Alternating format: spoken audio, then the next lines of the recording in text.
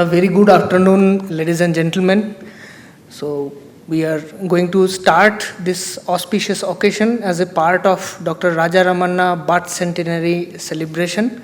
So I'll request our esteemed panelists, Dr. Hegde, Dr. Sudha, Dr. Samten,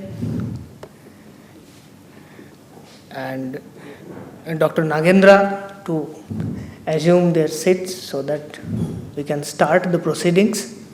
A very warm welcome to all of you, the discussants, participants, panelists, and all the visitors.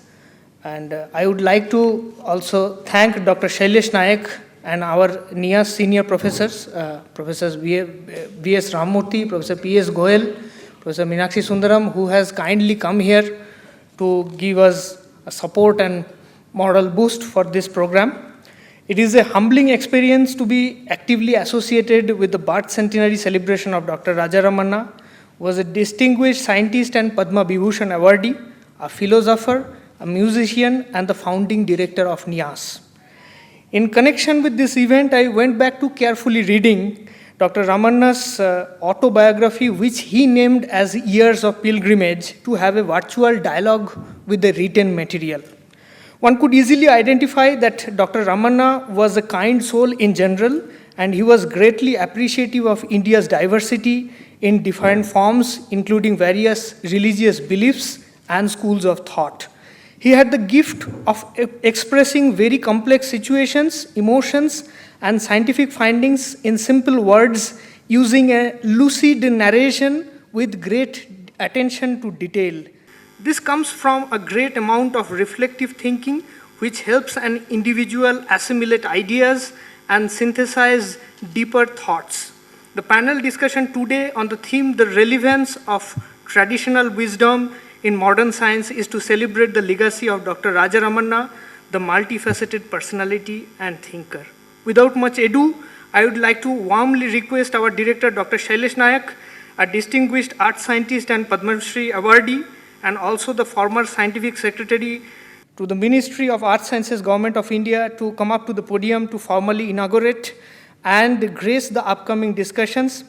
Dr. Nayak has been recipient of several international and national recognitions of high repute and is widely recognized as a progressive and impactful science leader. Ladies and gentlemen, please give a round of applause for Dr. Nayak.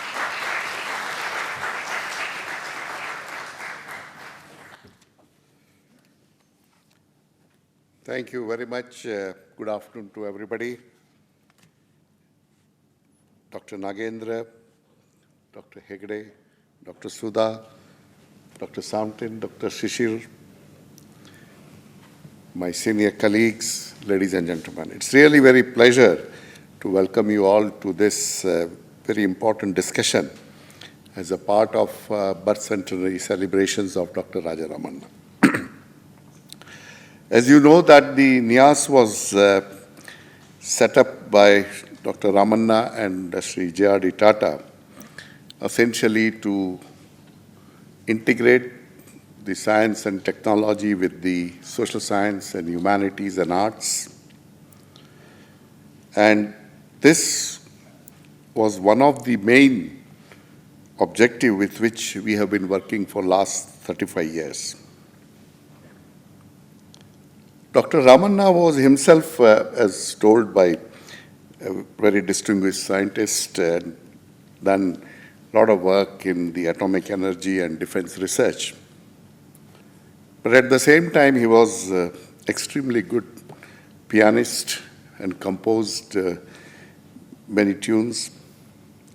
And at the same time, he was quite interested in the philosophy, Indian philosophy, and how it can be linked to the modern science. While doing so, I think over a period of time, NIAS has produced extremely good output on these subjects. And when we were planning to have this celebration, one of the thinking was that we should try to bring out some of these areas which he has interest and contributed very significantly. I must admit that I'm not very expert on this traditional wisdom, but what I understand in a very simple terms is there are many issues which modern science is not able to answer. So whether the traditional wisdom is the answer, or whether the modern science provides answer while traditional wisdom do not have an answer. And fortunately, we have extremely distinguished speakers today who would be able to throw light on some of these aspects. And I again welcome you, and very happy that all of you have come on a large numbers. And I also understand that this is also online, and there are many who has been attending throughout the India. So welcome to this discussion, and thank you very much for coming. Thank you.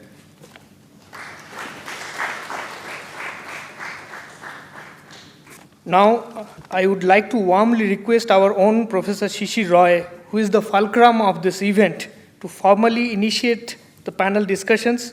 Professor Shishir Roy is a renowned theoretical physicist with 50+ years of experience in active research on foundations of quantum theory, cosmology, and brain function modeling. Earlier, he was a professor at Indian Statistical Institute, Kolkata.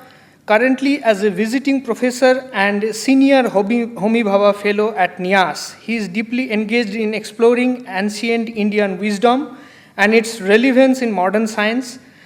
He has published a book with Taylor and Francis, jointly with late stalwart Professor B.V. Srikantan, on traditional Indian wisdom and its relevance in modern science. Professor Roy, please. Good afternoon, everybody. Now we are going to start a very special occasion, which is a kind of panel discussions, and it's a part of birth centenary celebration of Dr. Raja Ramanna. Now, respected Director, Dr. Shailesh Nayak, distinguished panelist in the dais, and eminent personality in the interacting session, and wide audiences, and my colleagues and friends. It's really a very rare occasion to speak something about Dr. Raja Ramanna. I never met him. I read his works, his papers, though he was a very well-known scientist in making atomic bomb and other nuclear technologies. He had profound interest in Indian philosophy, like Buddhist philosophy, Advaita Vedanta, and the logic, ancient Indian logic. Apart from that, he was a very accomplished pianist. Why I am trying to include his interest in piano, I mean Western classical music, there is one missing link which many of us know, but let me try to expose it. What is the relation with this theme, relevance of traditional wisdom in modern science, and his understanding of the Western classical music. he published a paper, he gave a talk in Sweden, in Avesta, and the name of the seminar was Consciousness, Genetics and Society, 14 to 16 June 2002. And name was Moksha, a critic. And most of us know at least some general idea about moksha. Moksha, liberations, or nirvana, almost the similar connotation.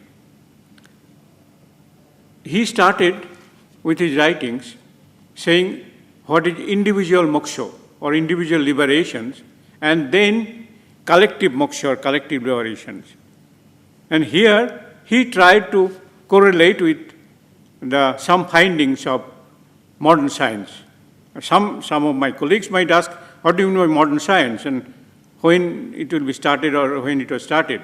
Roughly speaking, we call modern science since Galileo Galilei.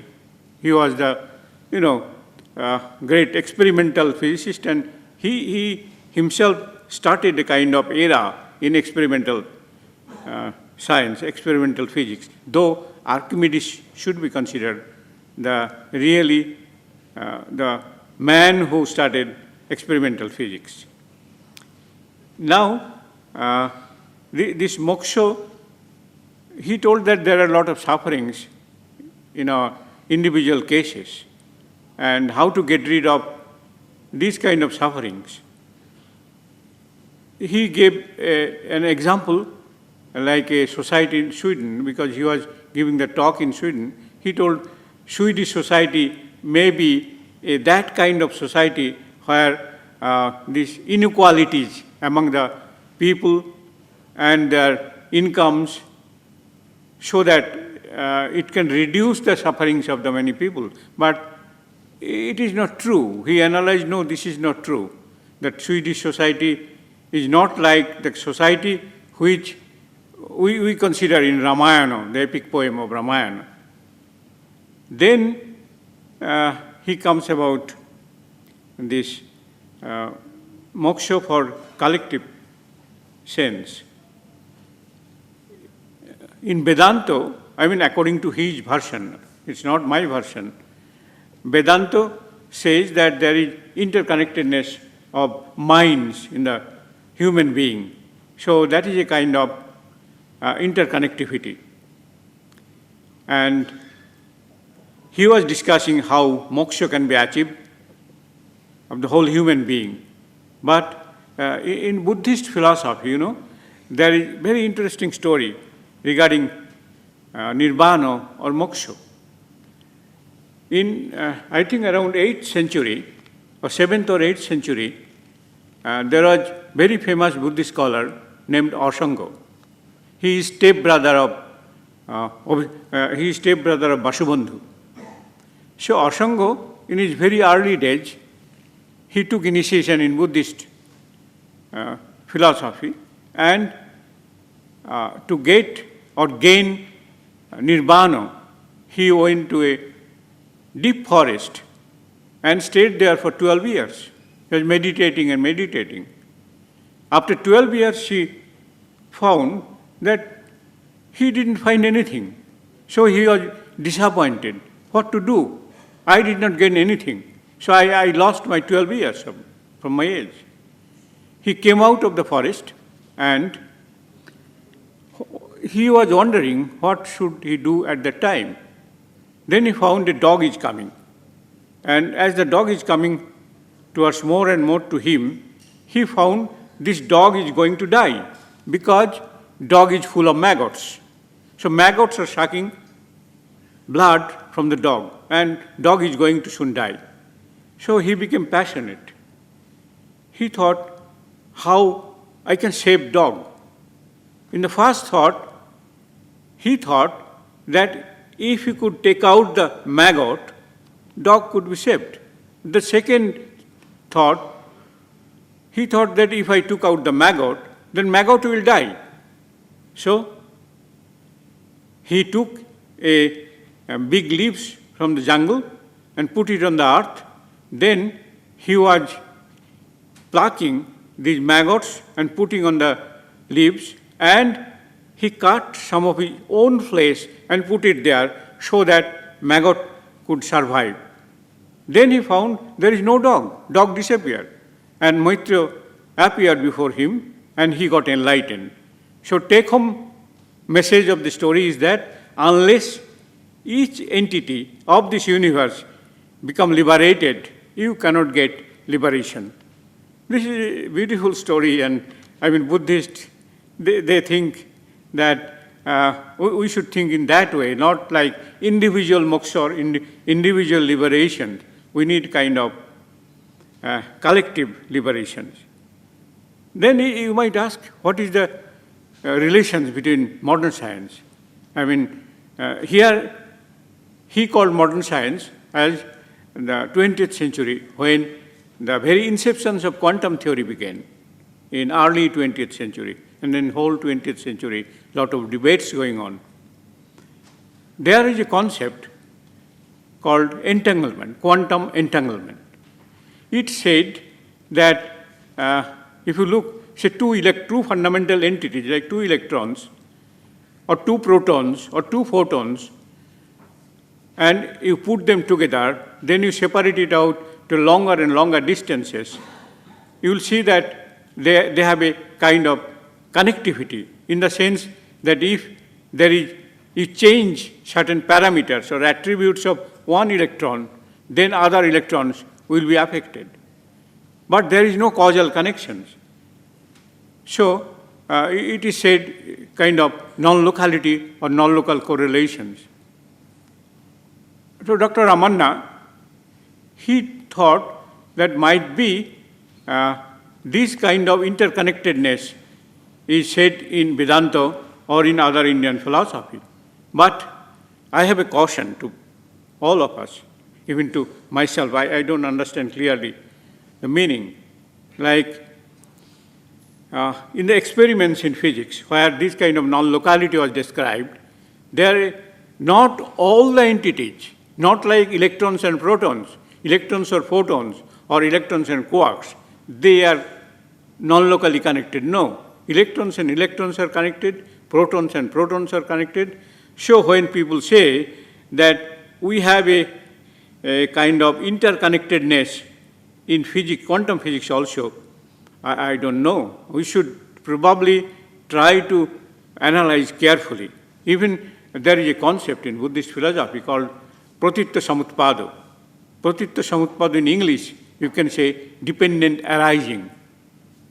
So maybe I will ask the panelists here who can explain more what is meant by interconnectedness from both Buddhist as well as Advaita Vedantic perspective. Now, let me go to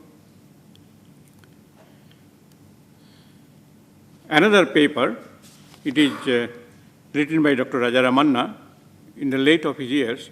Name is Logic, Ancient, Modern and Scientific. It was published in Pramano, Dharmakirti and the Tibetan Philosophical Debate, edited by Lama Lobum Tulku. I think he was director of Tibet House, New Delhi. He is no more. And Lama Tulku and Maya Joshi, they edited this book, and Ramanna's article was published.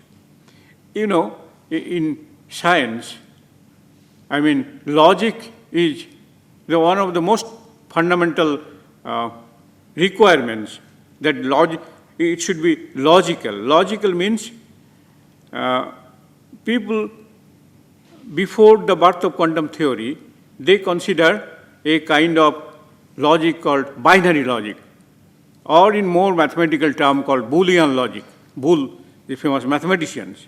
And this computer is running on the basis of binary logic, yes or no, truth value is 0 and 1. But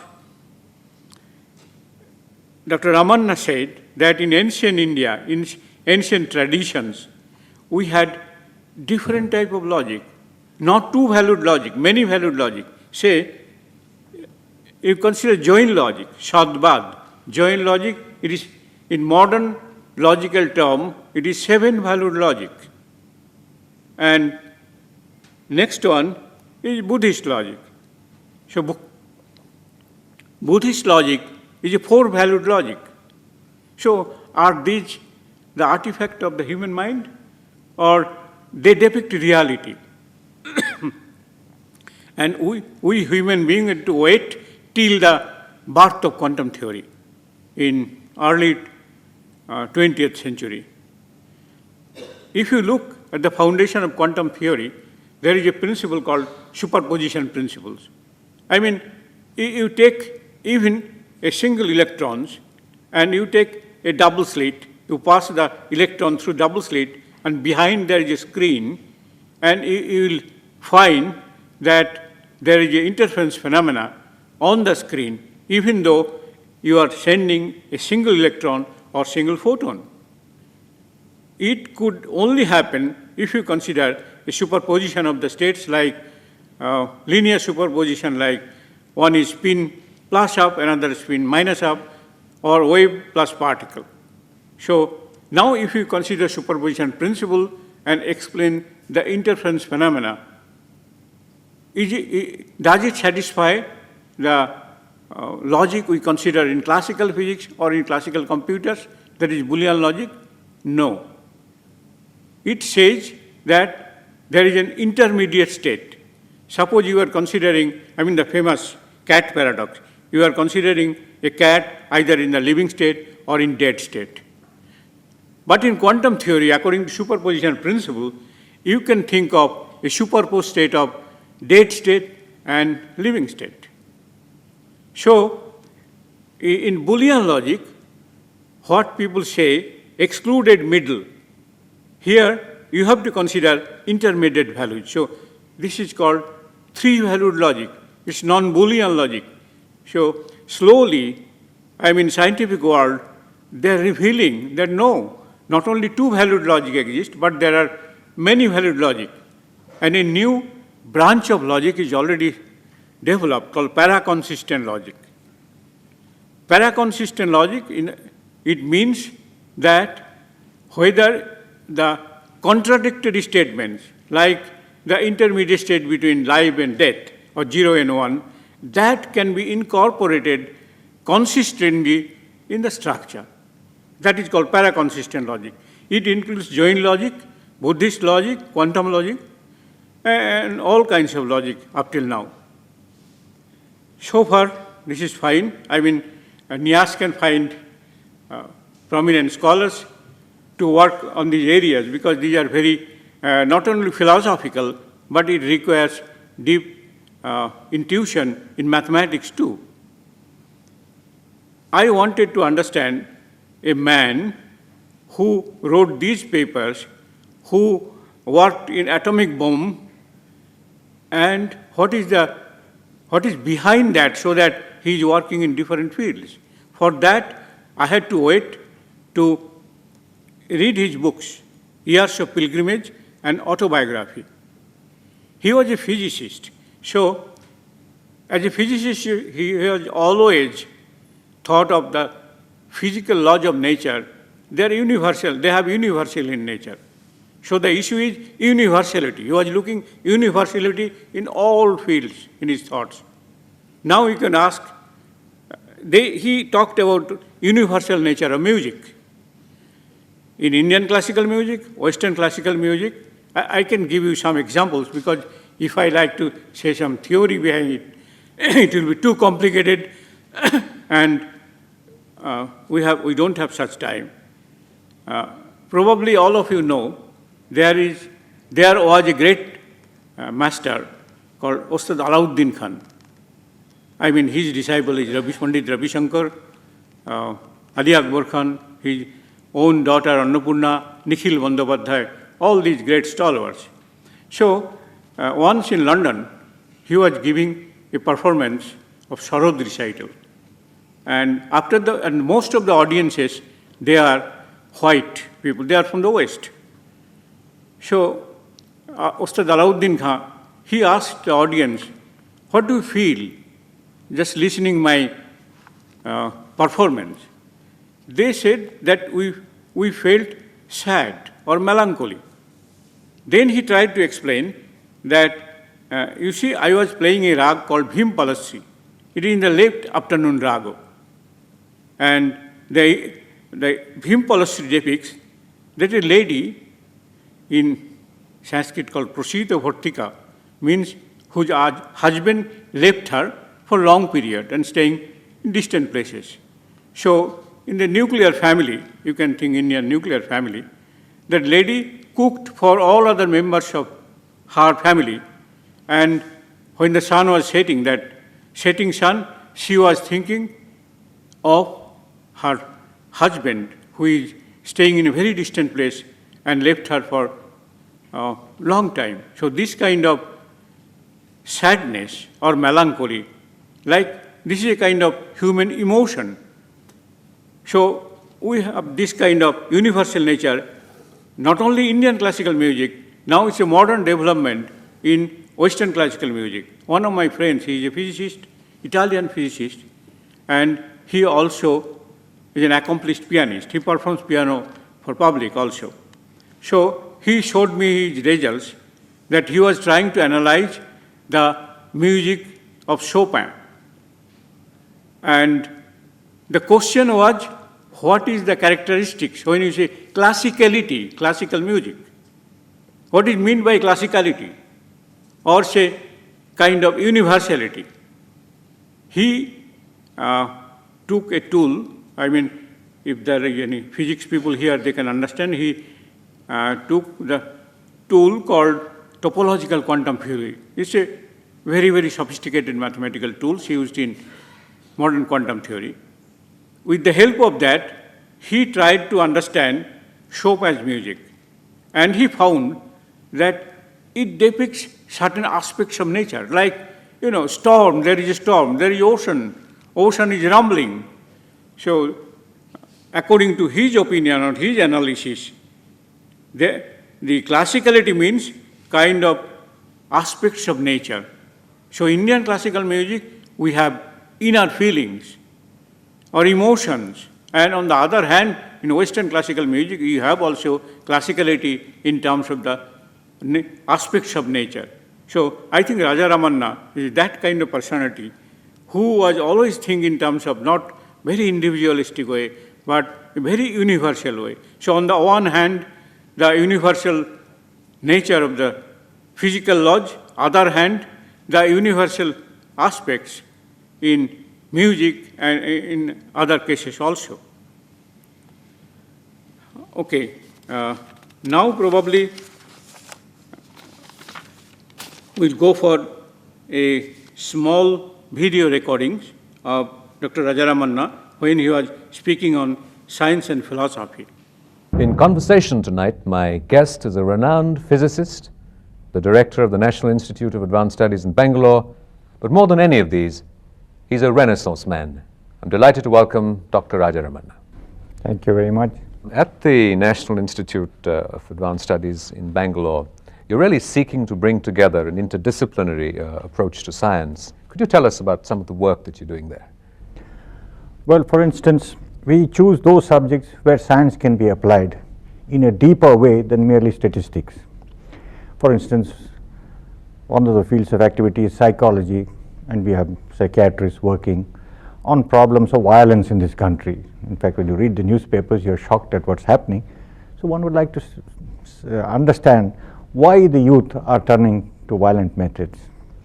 Now we have women's problems. Now my first chairman, who was Mr. JRD Tata, he was keen that we have some to solve social problems, particularly that of women in Karnataka. We are just concentrating on Karnataka. Then we have the renowned sociologist M.N. Srinivas, who writes on caste and things like that. But where the sciences comes first is when we have a group on the philosophy of science. So in that you can do both physics and you can do the development of science in India, or especially the philosophical side.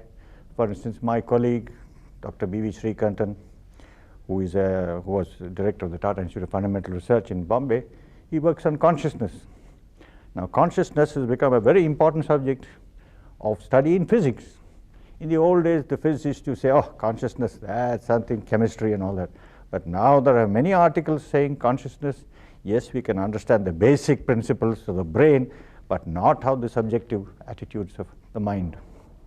So these are the things which, and when we have to do some experimental work, say like understanding whether there is poisoning going because of too much use of insecticides, pesticides in our foods. Somebody at a molecular level, by bacterial level, is studying in conjunction with the Indian Institute of Science, which is our big neighbor, big brother. So in this way, we try to have a very wide approach to knowledge. You know, looking at this aspect of consciousness, how do you feel that your own interest in this has been enriched both by the empiricism of modern science and the insights that traditions have provided? In recent years, especially after the 60th birthday of Dalai Lama in this very hotel, they gave me a subject to analyze, like convergence and divergence between science and spirituality or religion, whichever you call it. And that, of course, brings you back to Buddhism and Shankara, because Shankara was the opposite of the Buddhist philosophy. And both of them talk a lot about consciousness, mind, while the Buddha rejects divinity and things like that. The logic developed by the Buddhists is fantastic. It's very close to science in many ways. The one difference that I see is Shankara brings in the Brahman, and he says that is the real one, nothing else is real. And I believe that's the subjective part of our mind. The objective part, yes, we all see things outside through our normal appreciation of things, through eyes, ears, nose, and all that. But the subjective element is difficult to analyze scientifically.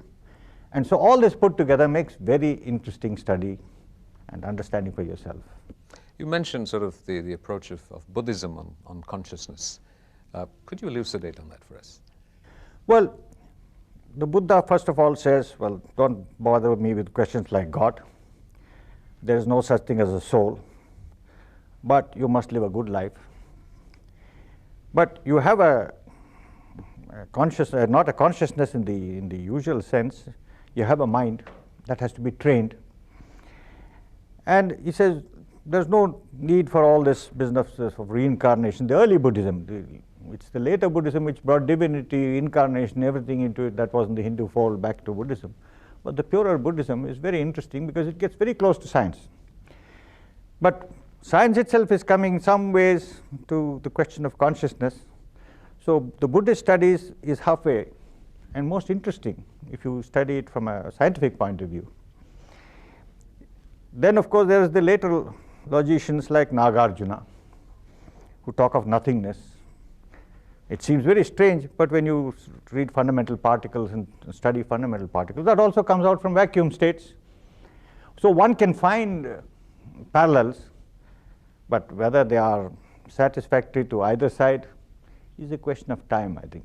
In what ways? You just mentioned that Buddhism was coming closer to science. Well, science doesn't talk about divinity. It doesn't talk about the soul. Observation comes first.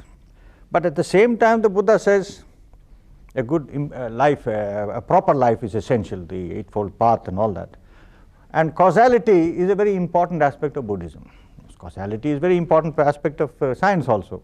Though nowadays you cannot recognize the cause, but it is there somewhere in some complicated form. So in this way it mixes very well.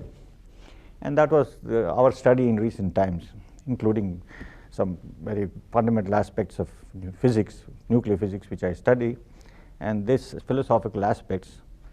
It's welding beautifully in modern times. Maybe if you had asked me this question 50 years ago when I started doing research, I would have said, oh, leave alone all the spiritual business, everything is material, but I'm not so sure now.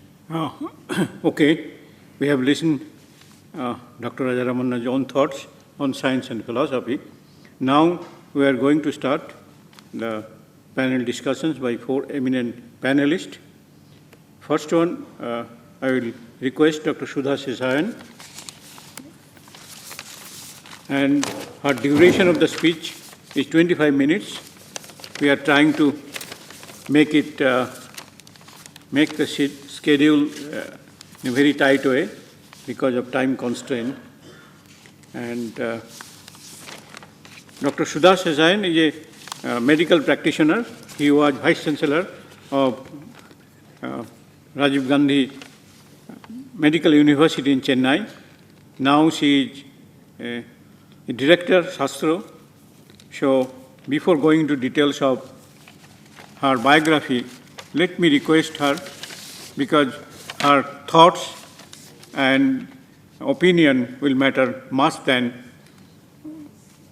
her academic achievement, because nowadays, because of internet, we can get this kind of information. So, Pranams and good afternoon. Respected Chairperson, Professor Roy, and all the respected panelists and members of the audience. At the outset, my sincere thanks to Professor Roy for this opportunity. Since we are making it a very tight schedule, I would not want to waste time on the preliminaries. However, I just have one observation. As Professor Roy was talking about this intermediary logic and trying to relate it to, a kind of a circumstance where something between death and life, I was reminded of the scenario that we see in the last 2 decades. 20 years ago, if someone was sick and on the deathbed, the relatives would only say, please save the person whatever cost. And then, as medical professionals, I think Dr. Hegde would agree, the ultimate declaration of death would mean the cessation of the heart and the cardiorespiratory system. However, in the last 2 to 3 decades, we have become aware of a situation where there is something between complete death and complete life, which is a kind of the brain dead scenario. The heart is still functioning. It's not complete death as far as cardiorespiratory death is concerned. However, the brain has stopped functioning. So in a way, it is not complete life, and you have a kind of an intermediary logic between the death and life. Friends, I'm here to discuss the relevance of traditional wisdom in modern sciences. I start with the traditional prayer. I'm not sure if you're able to hear it, but most of us are aware of this prayer, which is a prayer of the Guru and the Sishya together, which starts Sahana Vavatu and then goes on to say, let there be goodness, let there be brilliance, for the benefit of all. Now, this is a joint prayer for joint achievements.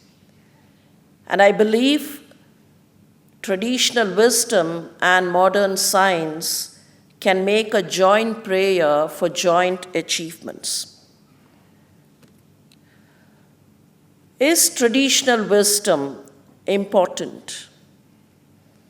Is it significant at all?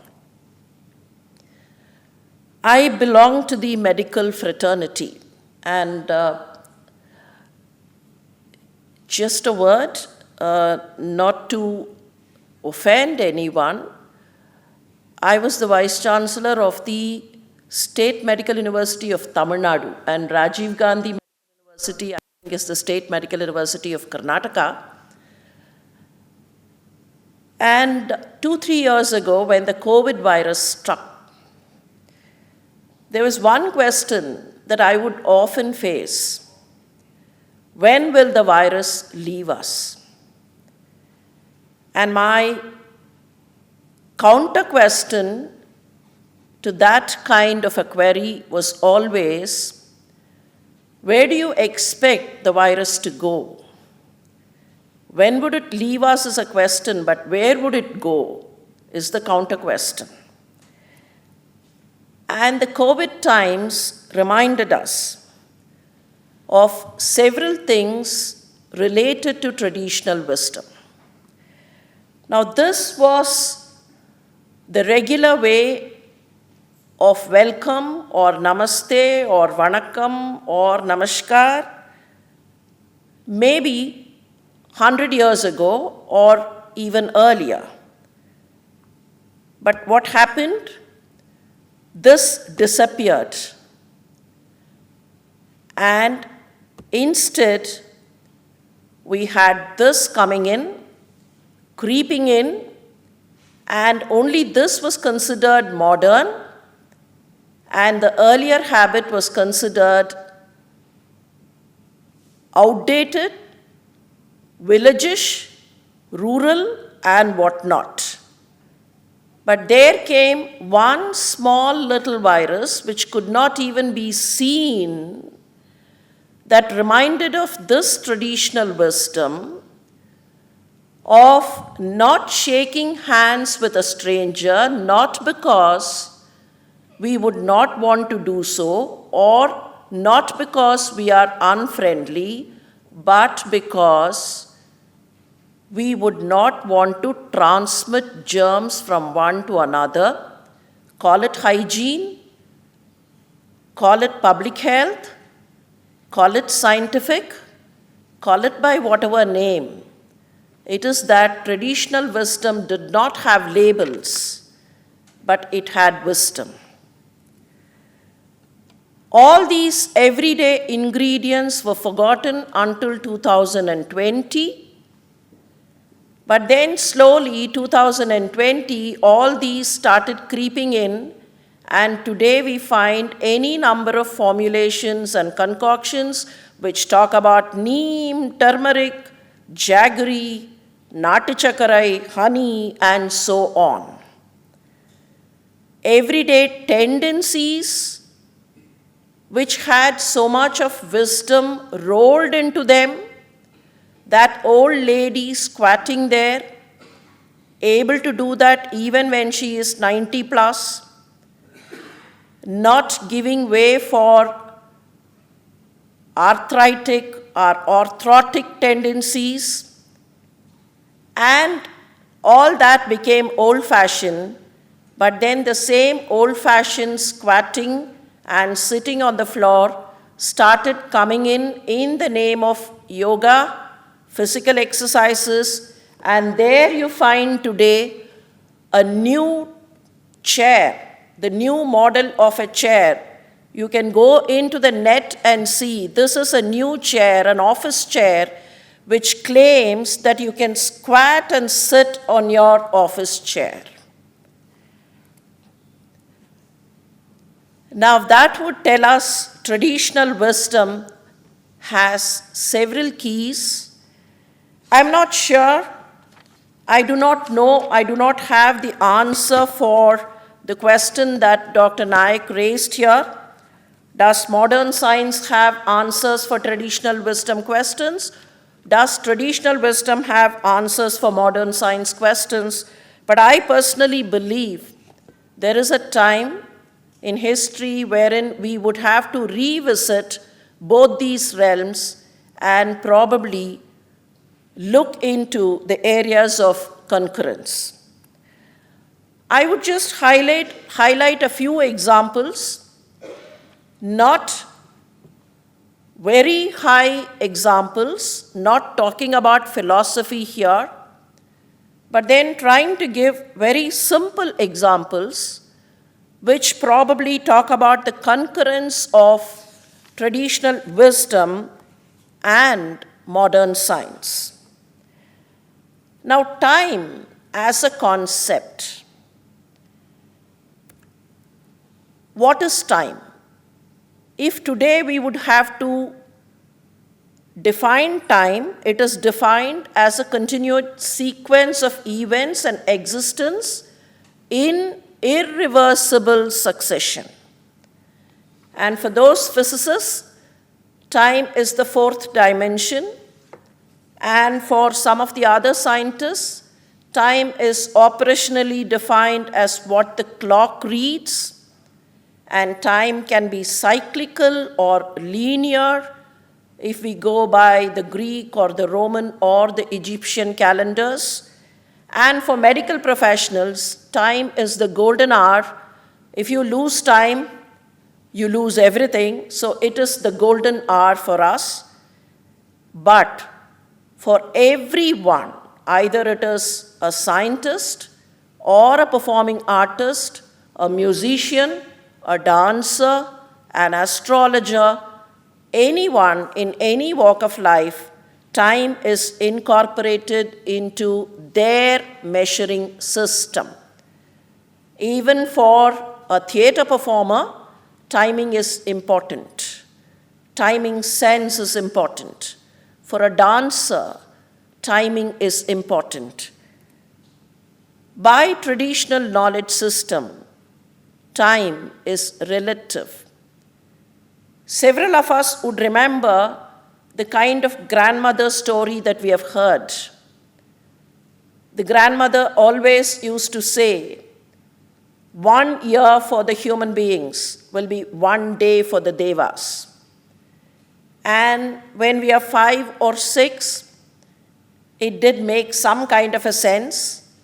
But then when we grew up to become 20 and 25 and 30, the grandmother's story did not make any sense, and it was a kind of a mockery. How is it that 1 year for the human being could become 1 day for the devas? And traditional knowledge also talks about the Brahmakalpas, the Manvantras, the same logic or the pramana that Professor Roy was quoting here from Dr. Ramanna's paper, talks about the Brahmakalpas, the Manvantras, and traditional knowledge also says time can shrink, time can grow, or time can roll. Do I believe all these?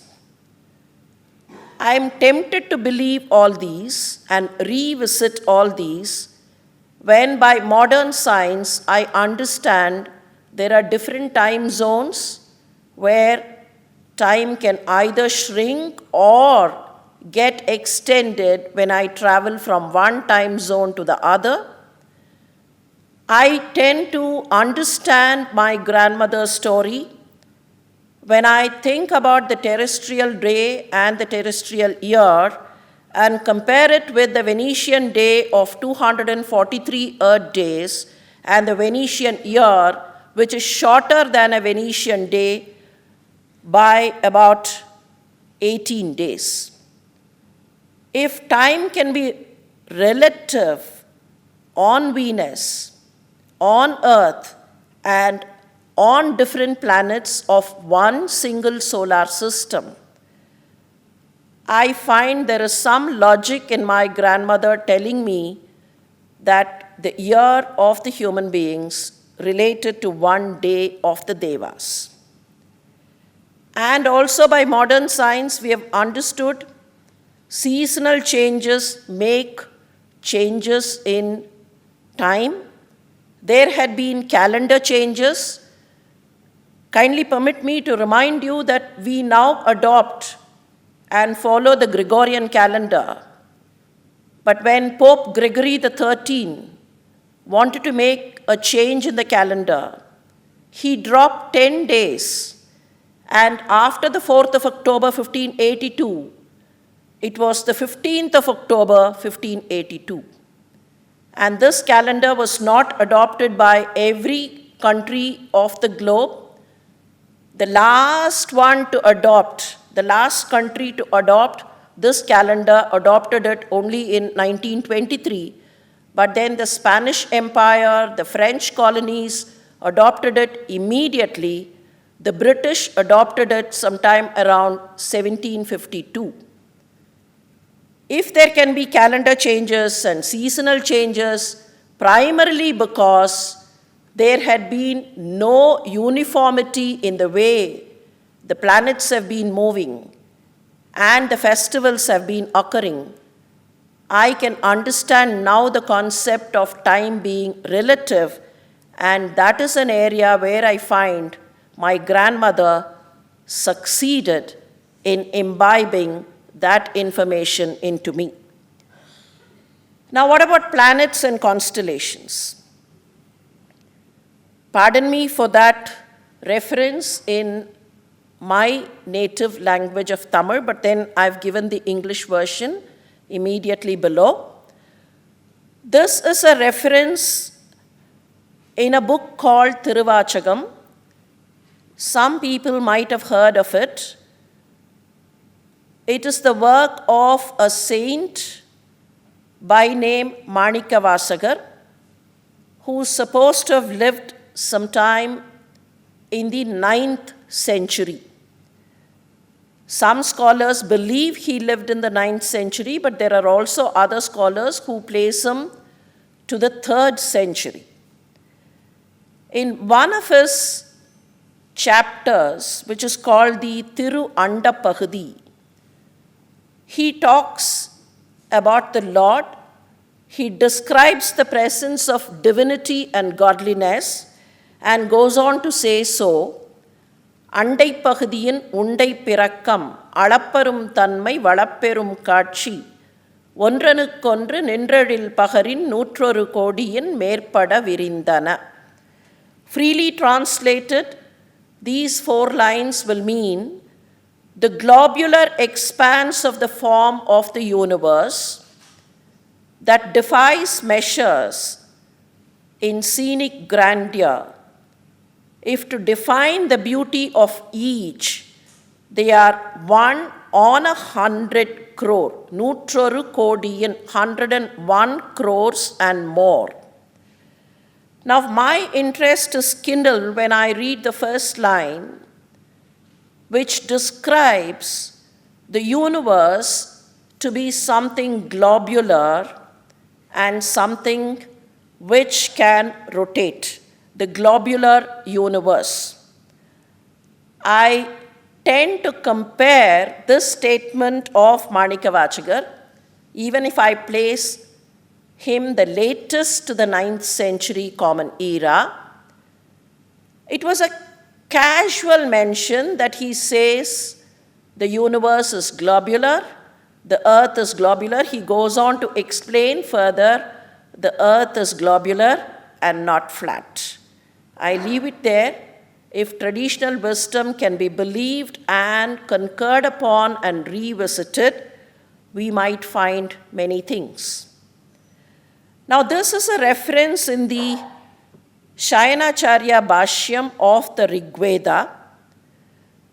The 50th Sukta of the Rig Veda has a particular verse which talks about the sun. It says, Vishvama Basi Rochanam. It talks about the rays of the sun which find their ways to the earth. And Shayanacharya, who's supposed to have lived in 1270 Common Era, kind of gives a commentary to this particular verse. And in the commentary he says, the earlier Smritis have talked about the distance traveled by the solar rays, and then goes on to give this line, Yojananam Sahasta Dive Dive Shate Dive Cha Yojane Aken Nimishardena Kramanna Namostute.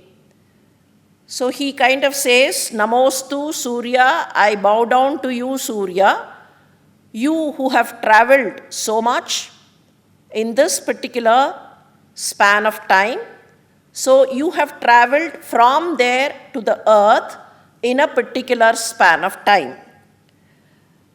Now taking that line, yojananam sahasta dive dive shate dive in nimisha ardena.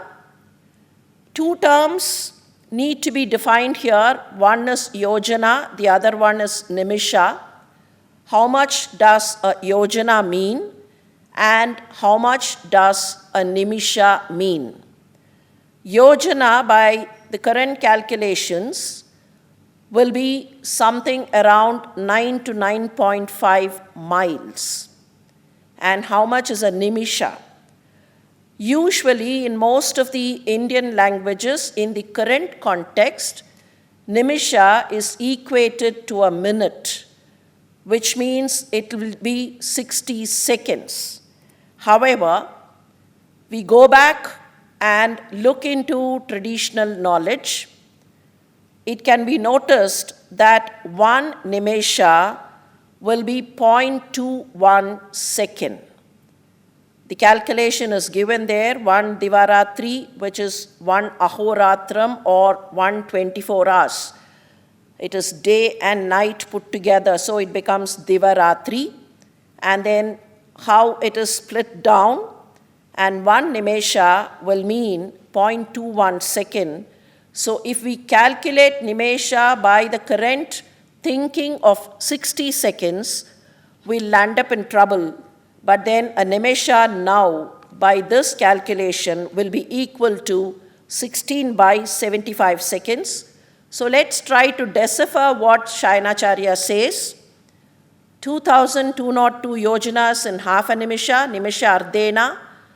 2,202 into 9 in half a nimisha, calculating for the yojanas, making it an average of 9 miles and half a nimisha. So the calculation given there will mean that is the distance traveled by the solar rays, 185,000 and odd miles per second. And the definition for light year, or the speed of light as it is given, I've just taken it from the standard textbook definition. Speed of light will relate to 186,000 miles per second, which is just about few miles different from the calculation that we derived from Shayanacharya's Bhashyam. Now, we find these instances where there are so many concurrences. The question is this all stray wisdom, mere coincidences, accidental coincidences, or manifestation of assimilated wisdom? I would like to draw your attention to some other examples which can be called coincidences, but then that is the question that all of us or each one of us will have to answer. This is a chance mentioned by an old lady. Again, this is a verse in Tamil. I'll read it out for you. Aala amukki mugakkinum aalkadal neer naadi mugavadu naal naadi Thodi nidiyum kanavanum nerpadinum tattam vidiyin payane payan. Now again, freely translated, it means press and compress whatever much, however much, the ocean water. One measure will not hold 4 measures. The second part is not that very important for us. It goes on to say, even if finance and husband are straight with, it's the result of one's destiny. The old lady by name Avvayar talks about the significance of destiny in one's life, but then she chancidly mentions one measure, a measure of volume, either a liter or whatever. Nadi is the olden system where it was a measure of volume. 1 liter will not hold 4 liters. Do I read that this indicates non-compressibility of liquids and kind of try and say Avayar knew about non-compressibility of liquids much before it was put out in modern science as someone else's theorem. This is a mention by the governor who inaugurated the King Institute of Preventive Medicine in Madras, in erstwhile Madras, sometime in 1903. The second Baron Ampthill, Arthur Russell, who also became the Viceroy for about 6 months, Viceroy of India in 1904, inaugurated the King Institute in Madras and the Rangaraya College in Kakinada. Yeah. And this is what he said. As he spoke about inoculation and vaccination, he said, I'll just read this verse. This is a Sanskrit verse. I suppose most can understand. Denustanya masurika, naranam cha masurika, tajjalam bahumulascha, Sastratena grihitvan bahumulascha sastrani raktolpatti karani cha tajjalam rekta militam spotaka jwara sambhavam.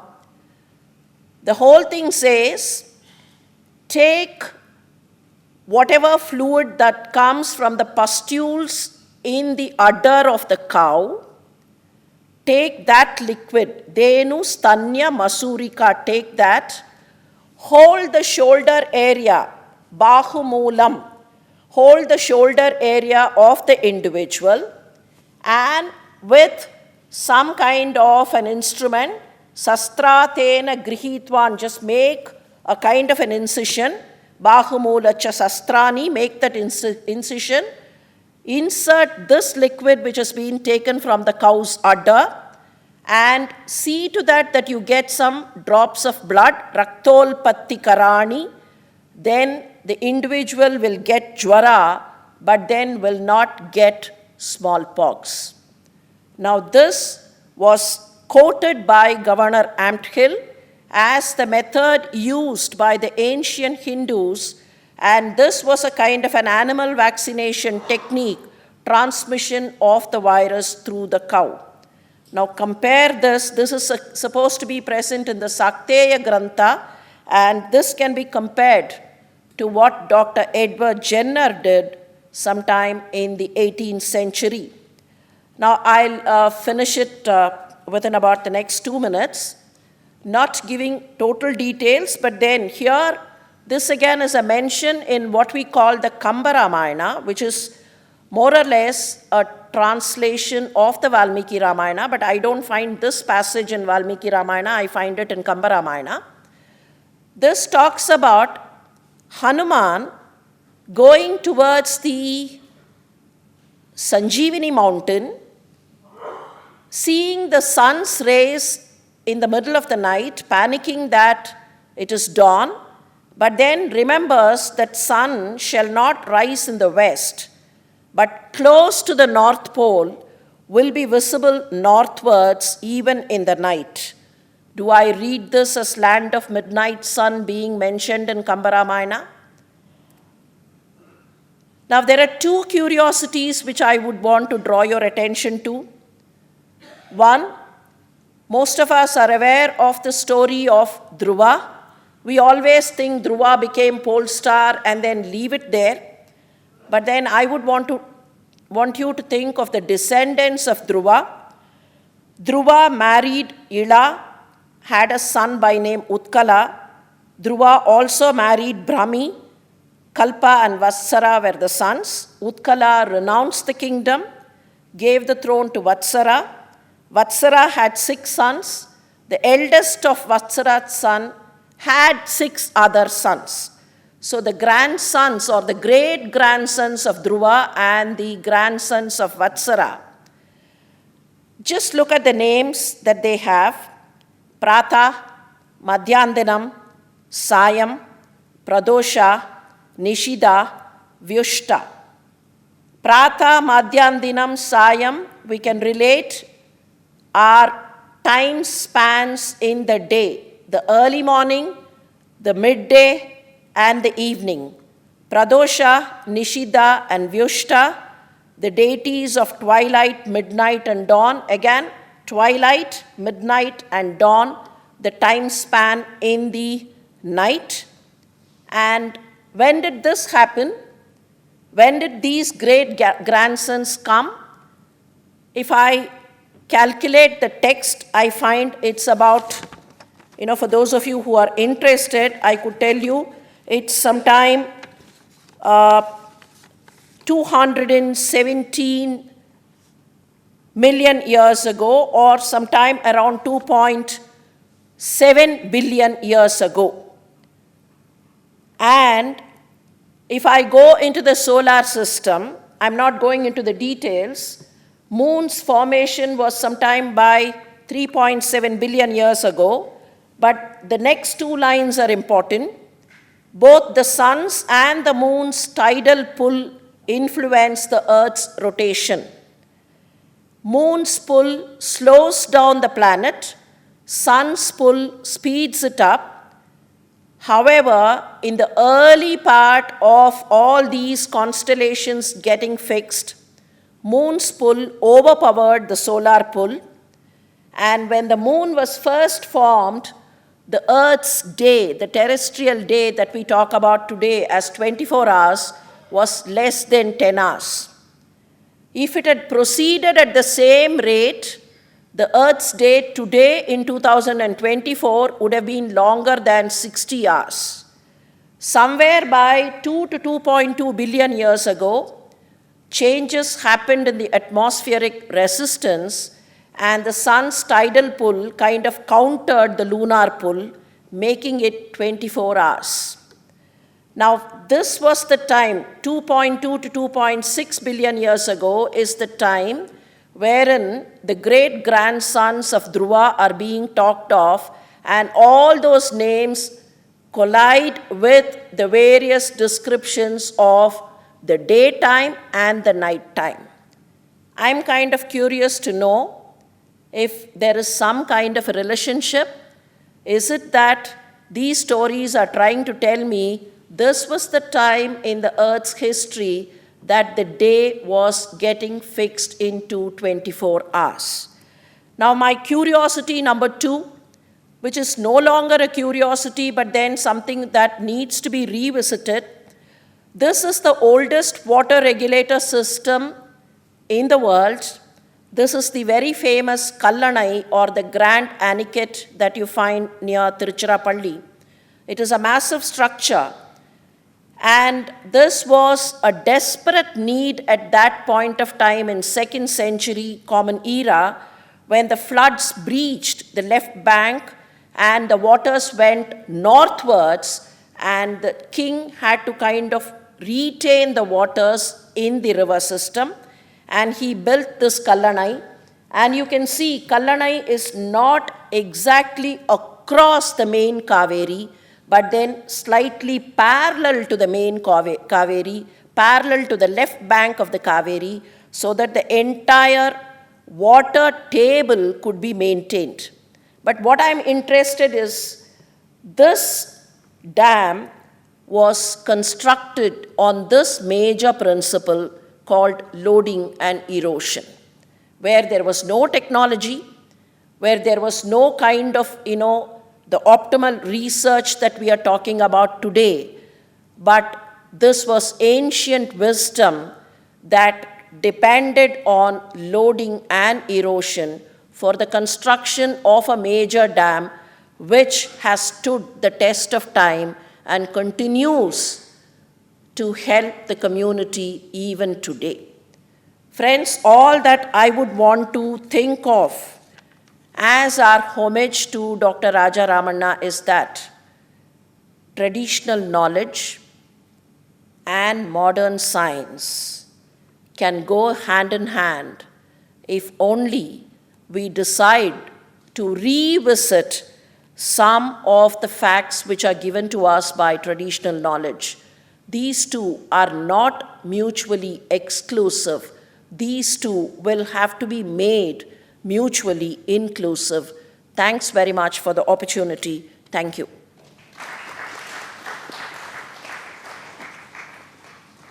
Thank you, Dr. Sudha, for a lot of information, which is very much useful for this kind of workshop. Now, our next speaker is Thimappa Hegde, Dr. Hegde. He is a neurosurgeon working as the director of Narayana Institute of Neurosciences in Bangalore. And he has a lot of experiences and also interest in Indian philosophy, as I understand, Advaita philosophy. So let me request Dr. Hegde and try to confine his lecture within 25 minutes. Okay, thank you. Our director, Dr. Shailesh Naik, Professor Shishir Roy, thank you very much for your invitation to be here. How do I go to the next one? Our esteemed panelists, dear friends. It's over 42 years now in the field of neurosurgery, half the time in NIMHANS and about 20 years at the Narayan Hridayalayam. This is the kind of problem we see every morning.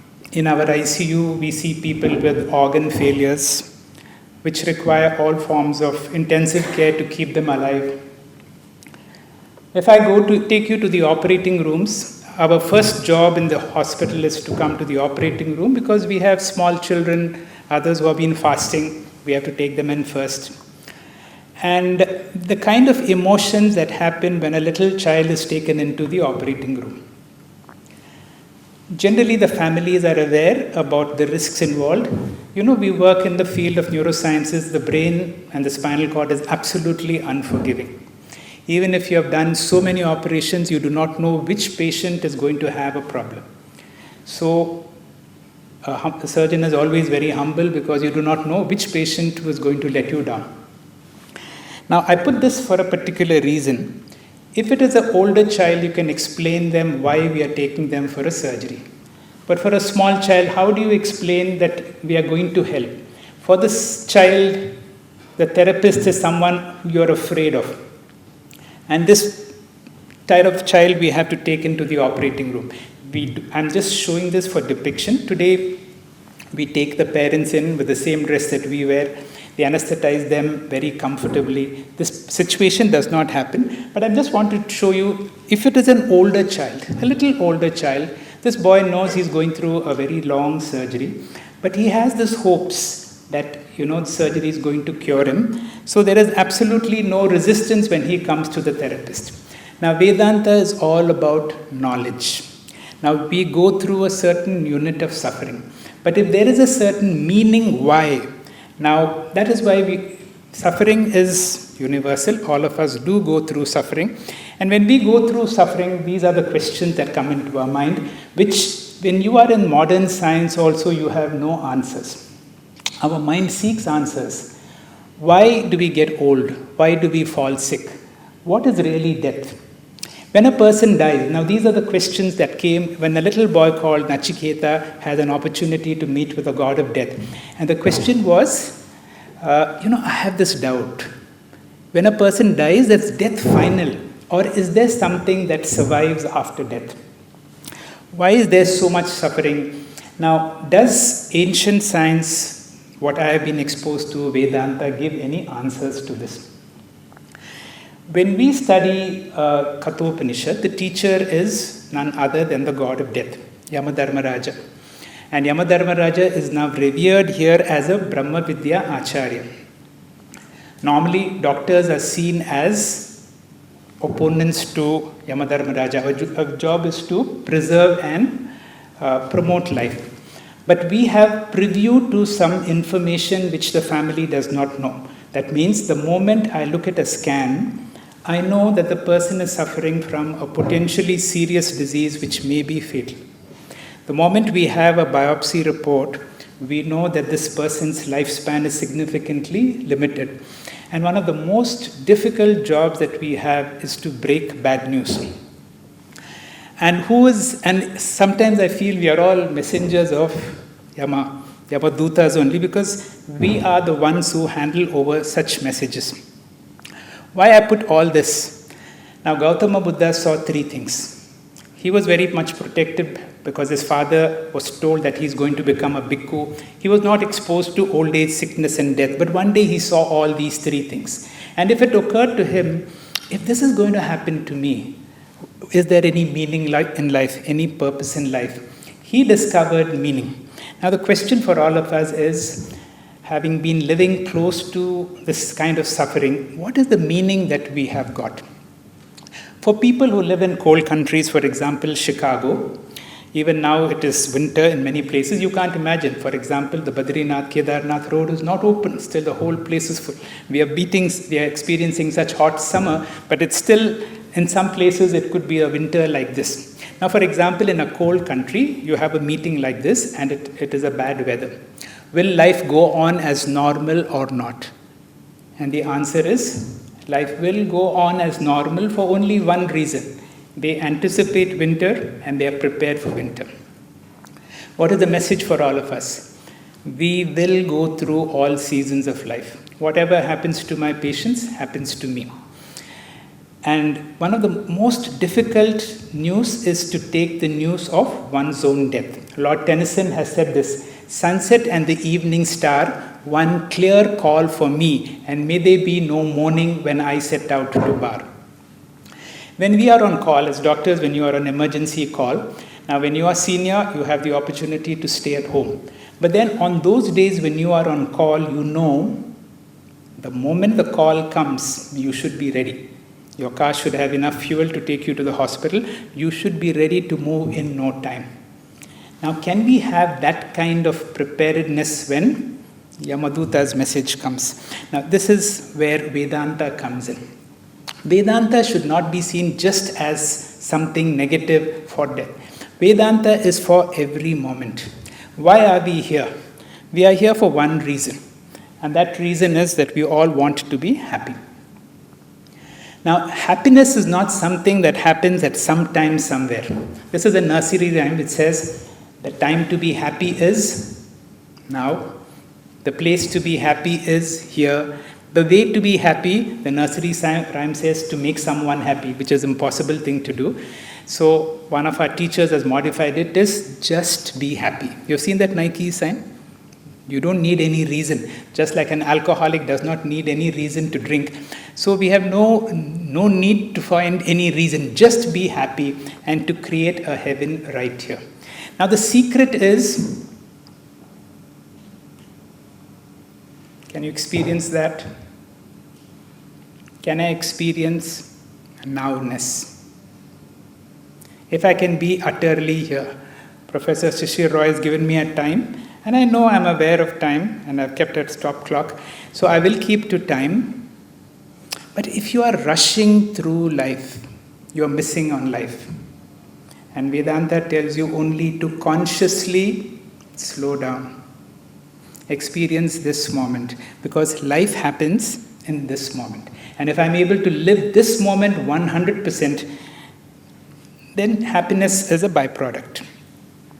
There was a man who was sent to a doctor and to a psychiatrist, and he was in a psychiatrist's couch, and he tells the doctor, I really do not know why I've been referred to you, because life's been good.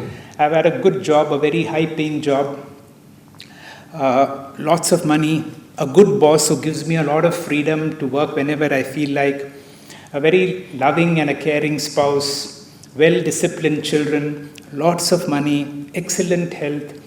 Suddenly the psychiatrist gets a little alarmed. He comes close to him and says, since how long have you been in this condition? If you tell somebody you are happy, you are sent to a psychiatrist. Now it's become pathological. If you tell somebody you have a problem, they'll say, wait, listen to me. Nothing. That is nothing. But happiness is our natural state. Now, Vedanta byproduct, there is a very beautiful portion in the second chapter of the Bhagavad Gita where Arjuna asks Sri Krishna, what is that qualities of a person for whom spiritual knowledge has matured? Who is a Sthita Prajna and how would you call a Sthita Prajna? Now, our own teacher, our great Acharya has given a FIR rule. What is this FIR rule? we see a lot of upsetting situations. So one personal inventory in your spiritual evolution, number one is F, frequency. How frequently I get very angry, I get upset. Second is to see the intensity. Level 1 is I'm upset, you may be watching me, but I'm able to mask it because it is mental. Level 2 is verbal. You cannot be very angry and speak softly. Why? Whenever you're angry, your voice will increase. So level 2, you can make it out in the voice. And level 3, you can see it in the illustration when you see it in the body. So the moment you become aware, move from the bodily level to the verbal level to the mental level. And what is R? R is recovery. And if spirituality, now this is what I call like science and technology. Application of science is technology. The application in spirituality in daily life is even in upsetting situations. And what is the pinnacle of the upsetting situation? When somebody gives you bad news, and I told you about we are all breakers of bad news, and one day the news will come to us. When bad news comes, you will say, what? But mentally you are saying, so what? I'm prepared for the winter of my life. Now, what is Vedanta? My good fortune has been to be exposed to traditional teachers who have given the wisdom of Vedanta. The word Veda Anta means the end portion of the Vedas. Fortunately, Dr. Raja Ramanna was greatly influenced by Vedanta and Buddhism. He, in his writings, has given his magical moments of his time with the great Jagat Guru of Kanchi, Sri Chandrasekhara Saraswati, and he describes how he had an opportunity to be with him for some time. Also, our former president, APJ Abdul Kalam, and we do know about his spiritual interests. A lot of Western scientists, if you can see, have given great writings, have mentioned about how Vedanta has influenced. Now, what is Vedanta? Vedanta has to be studied in its original language, in Sanskrit, even if you don't know Sanskrit, if a teacher is able to bring out. I will give the essence of about 3 Upanishads. One of the Upanishads I really love, and I think is the basic level 1 Upanishad, and that is the Mundaka Upanishad. The Mundaka means head. In the Mundaka Upanishad, the question comes, the student comes, Bhagwan, and that's how you address your teacher. Because he knows, the teacher knows, what is that knowing which everything worth knowing becomes known? And that is a question. And the whole of the Mundaka is an answer to that question. As I already said, Kathopanishad is an answer to that question on death. Is there something that survives beyond death? And the whole of chapter 1, and especially in chapter 2, Yamadharmaraja answers this question so brilliantly. There is another Upanishad called the Chandogya Upanishad. It's a very big Upanishad with many chapters. In the 7th chapter, there is an interaction between Narada and his brother Sanat Kumara. Narada, you know about his greatness, very knowledgeable. But he comes to his brother, he says, I have all the knowledge in the world, but there is still something empty in me. There is a work by Rajaji, our first Governor General, and M.S. Subbalakshmi has made this song very popular. Korai undrum elle. In Tamil it means, some korai or the other, some incompletion or the other. Imagine that state. Now Narada comes and says, see, despite all the knowledge in the world, there is something incomplete in my heart. Can you help me? And Sanat Kumara says, Yovai Bhuma Tatsukam. He says, unless you know your true nature, which is infinite, because short of anything infinite, you cannot be happy. And he gives you the science of infinity and how our true nature is really limitless. There is another Upanishad called the Kena Upanishad. Kena means by what? And the student comes to the teacher and asks these questions. He says, Bhagwan, I'm able to hear. I'm able to breathe. I'm able to speak. Who is that? What is that force that makes me do all these things? And if you study this Upanishad, you will see where neurology stops, Kenopanishad begins. Kenopanishad will take over from where neurology stops. Now, for example, I'm seeing you. This is answering to that question. I'm seeing you, you're seeing me. The question is, am I really seeing you, or I'm seeing only an image of you? If I have to see you, I have to use an instrument. I cannot see you directly. I have to use the instrument. Do I have one or two? I have two instruments. My eyes are like a video camera, and because light is falling on you, it gets reflected, and through the lens in my eyes on the retina, I can see an image of all of you, maybe few millimeters in size, upside down in both my eyes. Now then there is a transducer that converts the light energy to electrical energy, and then we know from neurology how it goes through the optic pathway to the chiasm, to the optic tracts, the optic radiation, and finally to the occipital cortex. And it courses through such a vast amount of the brain. That is why by just checking the eyes, we are able to understand so much of the brain. Now, finally, you see the brain is a wonderful processor, better than any computer, big supercomputer. And finally, that tiny little image on my both eyes is converted to a feeling that you are there, and I have a depth perception. I know the panelists are here, you are there, and all this information has come, and this is because of my occipital cortex. Now, neurosciences stops there. And what we know is my brain is a supercomputer. Now, I have a computing device here. A computing device can process information. But I need someone who is intelligent, who is going to process that information. Who is that? Now, that is the question that Kenopanishad is asking. Who is that, X? We will not use that word. Who is that X? And if you ask me from modern science how the Kenopanishad was going to answer, I will use the science of cellular technology. Now, you're sitting here, and maybe you're messaging somebody. And because you message somebody, the moment that message comes, it goes into the cellular space. And the cellular space goes all over the world. And the person whom you message to may be in New Zealand, or it may be in South America, or some remote part. But within an instant, that person gets that message. How does that person get that message? Because once it comes into the cellular space, it becomes part of, let me say, for that time being, something like that, infinite space. Now, because there is a SIM with a particular ID that you have to, and that SIM to that hard, to the device, the phone. Now, in our tradition, our body is considered like the gross body, the stula sharira. The mind is considered like the subtle body, which is the one that can go from, if a person dies, it is the subtle body. Now, Madam was talking about really what happens when a person dies. Is it when the heart stops beating? Now today, of course, it is brain death, because we see that all the time. When a person is on an ICU, the family is waiting to know, doctor, how long are you going to keep the person? And now we have tests to make brain death certification. And once I know the person is brain dead, he's dead. So, I'm sorry for being like that. There is really no point keeping that person on the ventilator. We are, collecting more revenue for the hospital. The moment we certify, then the next big thing is, sorry for being like this, those organs can be used by so many people.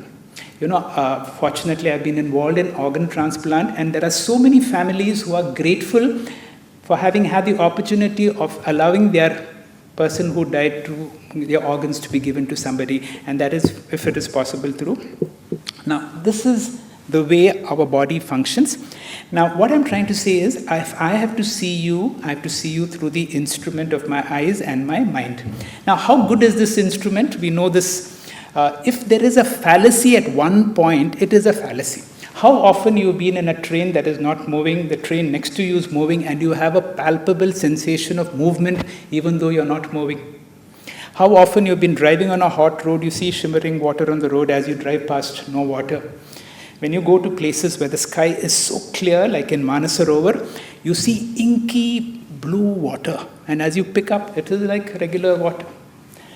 We see the sunset and the sunrise. Not only we, everybody see the sunset, but we know that the truth is just the other way around. These are the occasional mistakes that our instrument gives. Now, our mind and sense organs are only instruments. Now, science is like a great tool that can study the objective world. Now, through this tool, you can study the objective world. The objective world includes this body. The objective world includes the mind also, if you have scientific tools to study. But who is the one who is observing my thoughts? Isn't it? Right now, there are no thoughts. That is why we say there is somebody inside me who is tamasaha param. Right now, there is nothing. There is blankness. Even if you close your eyes, there is darkness. But there is something that illumines that darkness. Who is that? That is where Vedanta answers these questions. Now, I had my father was going through a serious heart disease, and it was clear that he is going to die. It was his deathbed. When a person is going to die, you have that information. The information comes that you're going to die. So he was very insecure. He was holding on to my hands late into the night. And for me, it was okay. I was in my same hospital. I was being with him. After some time, he would fall asleep and he would snore and snore loudly. Suddenly it occurred to me, you may be in your deathbed with all the anxiety, but when you are in deep sleep, there is no problem. No problem at all. Until one bout of coughing comes that wakes you up. When you wake up, suddenly you have the awareness of time. Professor Shishur, I'm aware of time. You have awareness of time, you have awareness of place, you have awareness of limitations. But when we are in fast sleep, Vedanta gives you a glimpse of your potential of limitlessness. You may not know, but you have experienced that ananda of anantatvam. That ananda that is limitless. I will do 3 quick experiments. One experiment is you're seeing my hand. In addition to my hand, are you seeing something else? For want of time, I will give you a clue. It does not belong to my hand, it's not part of my hand, it's not a product of my hand, it is not a property of my hand, it is an independent entity. The clue is because of that you are seeing my hand. And that is light upon my hand. That means this is an enlightenment experiment. That means anything you see has got object plus light. You are able to see anything. Now, light is not part of my hand, it's not a product, but it is an independent entity. So too Vedanta says we are a mixture of two. One is that universal infinite principle, whatever Bhuma that Sanat Kumara was trying to teach, clubbed with the body-mind complex. My final experiment is to look at your own photograph when you are a little boy, maybe about 4 years of age. Where is that boy now? Physically you have changed, mentally you have changed, your thoughts have changed, everything has changed. But you are the same. Throughout our life, I have shown Queen Elizabeth over the years, we can see our own photograph when you are 4, 14, 24, 34, how many bodies we have lived in. Our bodies have changed, our minds have changed. One thing has never changed, that I identify. Do we ever feel we are getting old? We always see other people getting old. I must, with one last sharing of a story of my own classmate who went to Chennai. The moment she landed, she had such severe toothache, she said, I need to see a dentist quickly. So they took her to a nearby dentist, the doctor was not there. So when you're not there, doctor is not there, you look at the signboard, and she read the name board, it said Dr. Alan Rodriguez. And a thought occurred into her mind, is this Alan my classmate in school? And her mind flashed back into those far-off days, that tall, handsome boy she secretly loved. And as she was thinking of those far-off school days, in comes a doctor, but somebody else, middle-aged, pot-bellied, grey-haired, balding. So she said, this cannot be that. But as he was talking, his mannerism was so typical. She said, she knew this must be the same person in an older body. So she comes to him and says, were you in this particular school? He says, yes. Were you there between this year and this year? He says, yes. Do you recognize me? So she flashes a smile and he looks at him. He looks at her and says, I'm very sorry, madam. I forget what you were teaching me. we never realize we are getting old because we identify with someone who is non-aging. That is why Swami Vivekananda, who was a realized person, he says, Uttishtata Jagrata, Prapyavaran Nibodhata, wake up. That is the message of Vedanta. Thank you very much.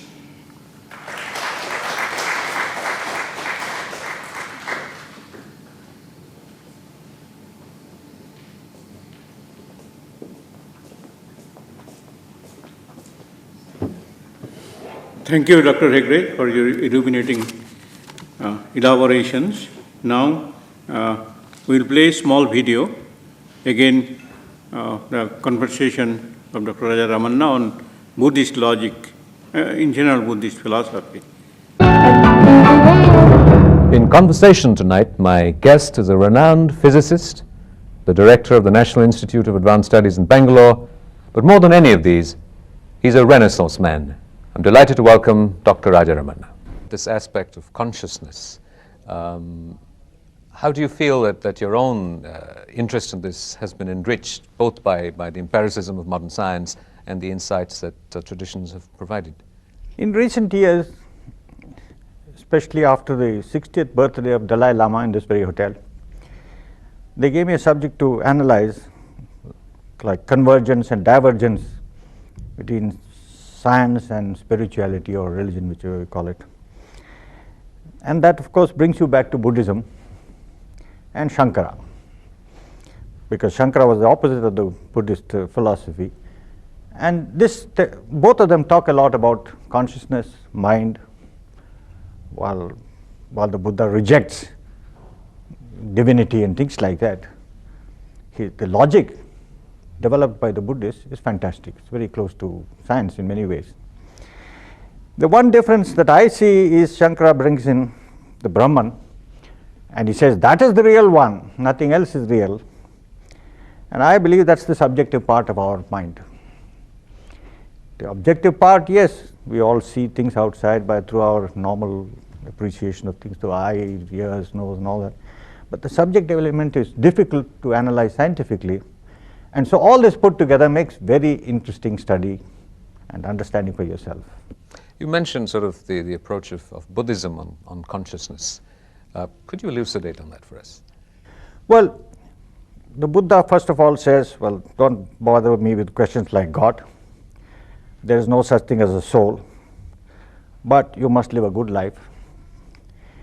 But you have a consciousness, not a consciousness in the usual sense. You have a mind that has to be trained. And he says there's no need for all this business of reincarnation. The early Buddhism, it's the later Buddhism which brought divinity, incarnation, everything into it that was in the Hindu fold back to Buddhism. But the purer Buddhism is very interesting because it gets very close to science. But science itself is coming in some ways to the question of consciousness. So the Buddhist studies is halfway and most interesting if you study it from a scientific point of view. Then of course there is the later logicians like Nagarjuna who talk of nothingness. It seems very strange, but when you read fundamental particles and study fundamental particles, that also comes out from vacuum states. So one can find parallels, but whether they are satisfactory to either side is a question of time, I think. In what ways? You just mentioned that Buddhism was coming closer to science. Well, science doesn't talk about divinity. It doesn't talk about the soul. Observation comes first. But at the same time, the Buddha says a good life, a proper life is essential, the Eightfold Path and all that. And causality is a very important aspect of Buddhism. Causality is a very important aspect of science also. Though nowadays you cannot recognize the cause, but it is there somewhere in some complicated form. So in this way it mixes very well. And that was our study in recent times, including some very fundamental aspects of physics, nuclear physics, which I study, and this philosophical aspects. It's welding beautifully in modern times. Maybe if you had asked me this question 50 years ago when I started doing research, I would have said, oh, leave alone all the spiritual business, everything is material, but I'm not so sure now. How much of this you think is the tempering of age? age brings a certain degree of maturity, and at the same time you require a staff to hold on to. But it's not simply I whom you feel. You read, there's a new journal called Consciousness, started by the hard-headed physicists, because they can't explain it simply on chemical terms or neuron terms. There are many aspects of the brain which are strange. Now we are going to listen some of the thoughts on Buddhist philosophy, Buddhist logic by eminent Buddhist scholar, Professor Shamten. He is a man who shared both the sides, traditional wisdom, Tibetan Buddhism, as well as even a deep knowledge in modern science. He was Vice Chancellor of Higher Tibetan Institute in Sarnath. Now he is a distinguished visiting professor in Pune University. I can ask him, or I can request him two things. One, Dr. Ramanna and almost all the physicists, they emphasize on the principle of causality. And again, the causality, principle of causality is very much discussed in Buddhist philosophy. So, if I request Professor Shamtenji that what Dr. Ramanna talked about moksha, or similar terms like liberations or nirvana, is it possible to reach to that stage causally, or at a certain point you need experience, causality principle doesn't hold? And he also talked about shunyata or emptiness, which is very much there in Buddhist philosophy. And of course, he is one of the favorite is quantum logic and logic in the paradigm of Buddhist philosophy. So, Professor Shamten. Dr. Shailesh ji, Professor C.C. Rai ji, Dr. Nagendra ji, Dr. Hegde ji, Dr. Sudha ji, distinguished audience, scientists, scholars.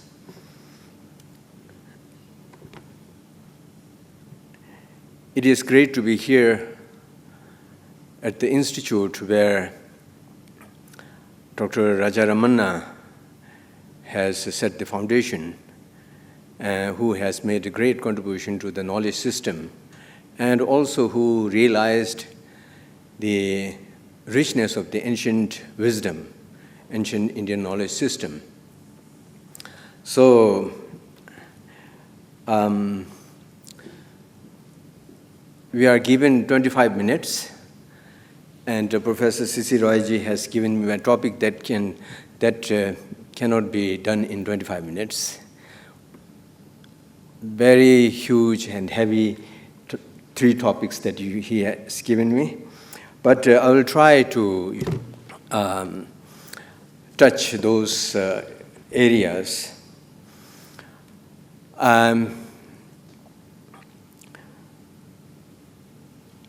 Buddhism and science has many commonalities. Buddhism is all about exploring the reality. The system itself is, the philosophy is all about reductionism. Why there is a reductionism is because we have appearance which is far away from reality. And that appearance influences our life, behavior, and our thought and emotions, which are very different from reality. This is all about how in Buddhism, philosophy is a very important subject, not as an intellectual kind of exercise, but for the pursuit of spirituality.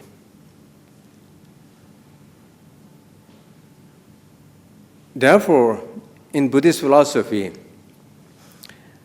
the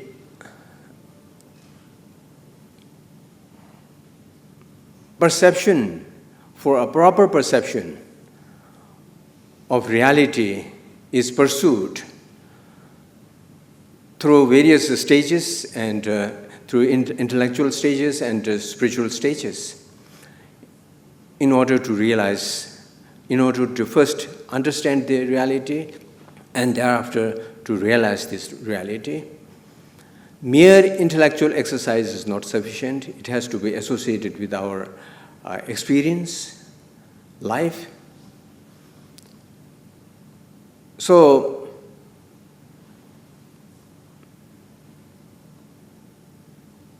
as Professor C.C. Raiji has said, to speak about shunyata, many think that when they hear about emptiness or shunyata, then it is a philosophy of nothingness.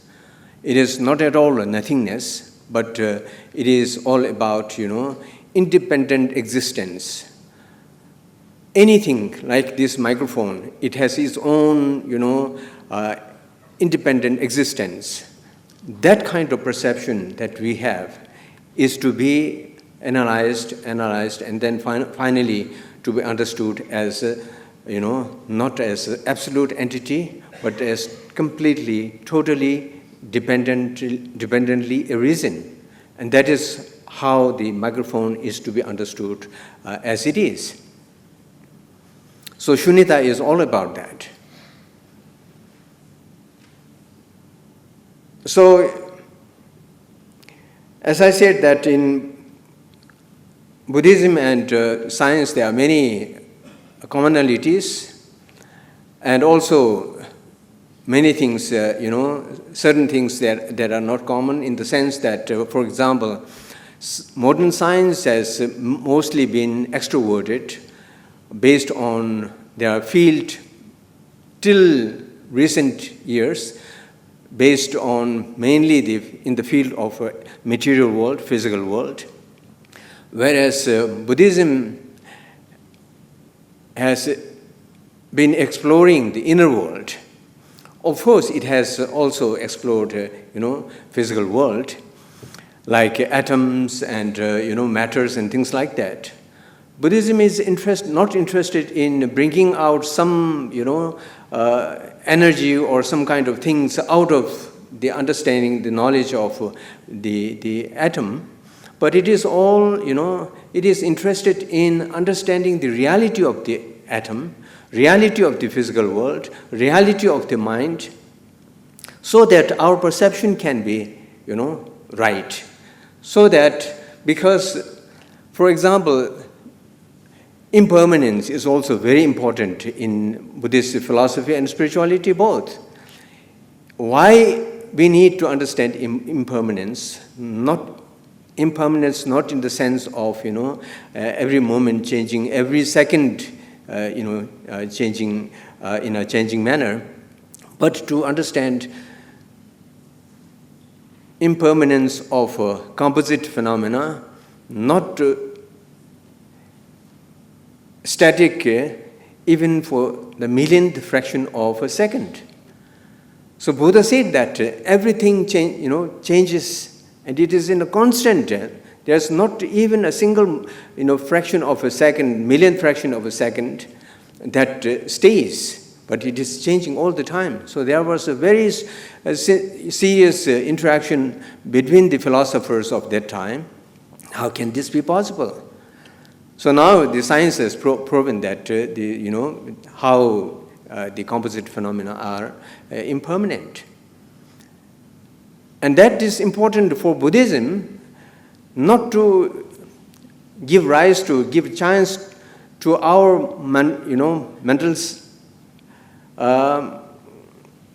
to our mind to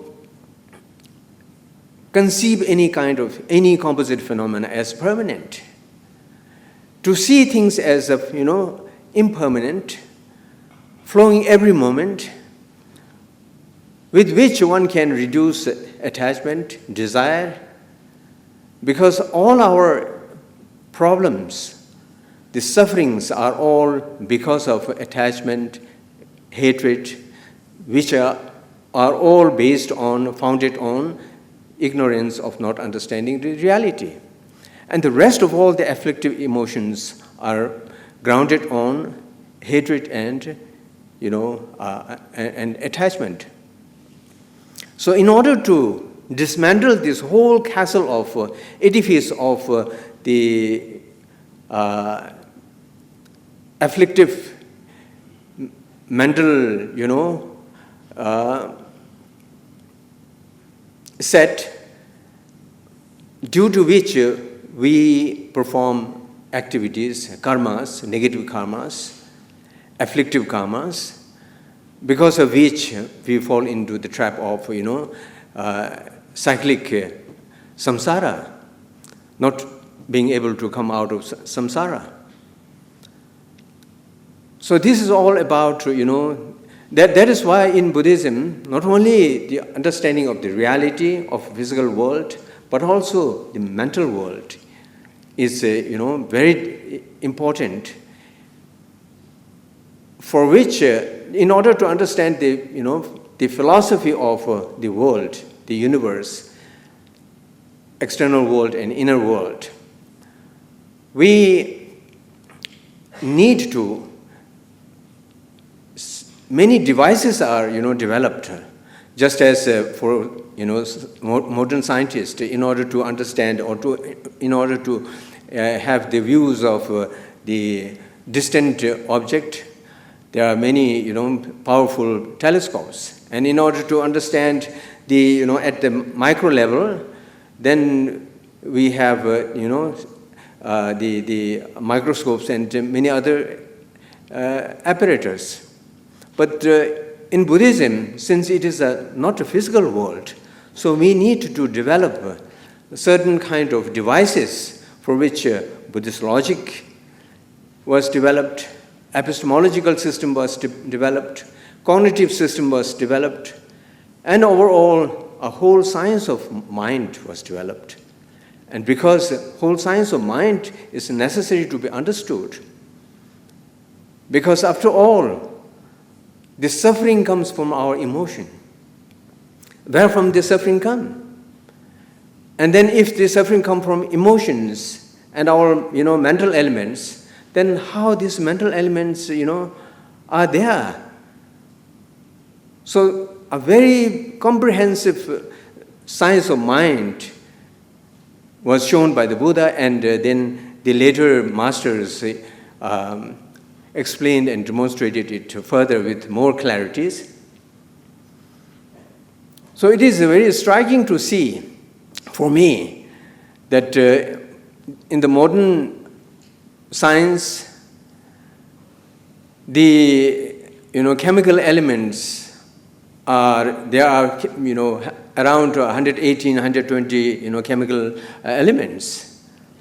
And at the same time, because these chemicals are the final kind of the fundamental units of physical world, and it is, as I said, striking to see in Buddhism, Buddhist science of mind, there are more than 100 mental elements displayed with the characteristics of each of these mental elements, their functions, their association with the other mental elements, and their impact on our behavior and how they act.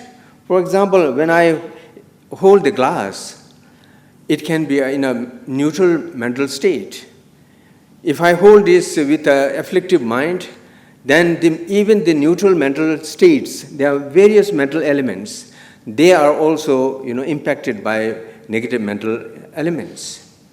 When I hold this with the positive mental, state, then all the other components of mental, concomitants of mental elements are also, positive. So there are so many mental elements that come together to function an action.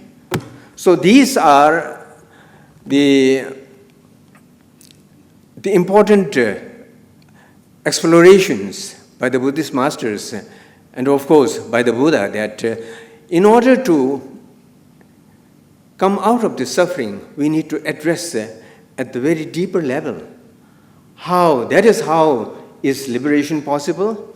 The liberation is possible only when we work on those mental elements, the afflictive elements, anger, hatred, attachment, and all envy and all those kinds of, the afflictive mind. And when they arise, they are mind training, the procedures, how one should work on those things, how to reduce the afflictive mind, how to calm down and subdue them, how to put them in a dormant state, and then finally how to eliminate them. So the final elimination of the afflictive mind is liberation. So that liberation, which is the total cessation of the afflictive mind, that leads to the total cessation of karma, that leads to taking birth in the cycle, in the samsara. That is called this total cessation or nirvana. So these, in order to, Dr. C.C. Royji was asking if these are possible with us. Certainly, but it is not a work of, a short span of time. But we can see that when we have this afflictive mind, we can work on this afflictive mind and then see that how we can work on our afflictive mind, negative mind. For example, when there is anger, how we can control. There are many ways. That is how mind training is very important in Buddhism. How through our trained mind, how we can tackle with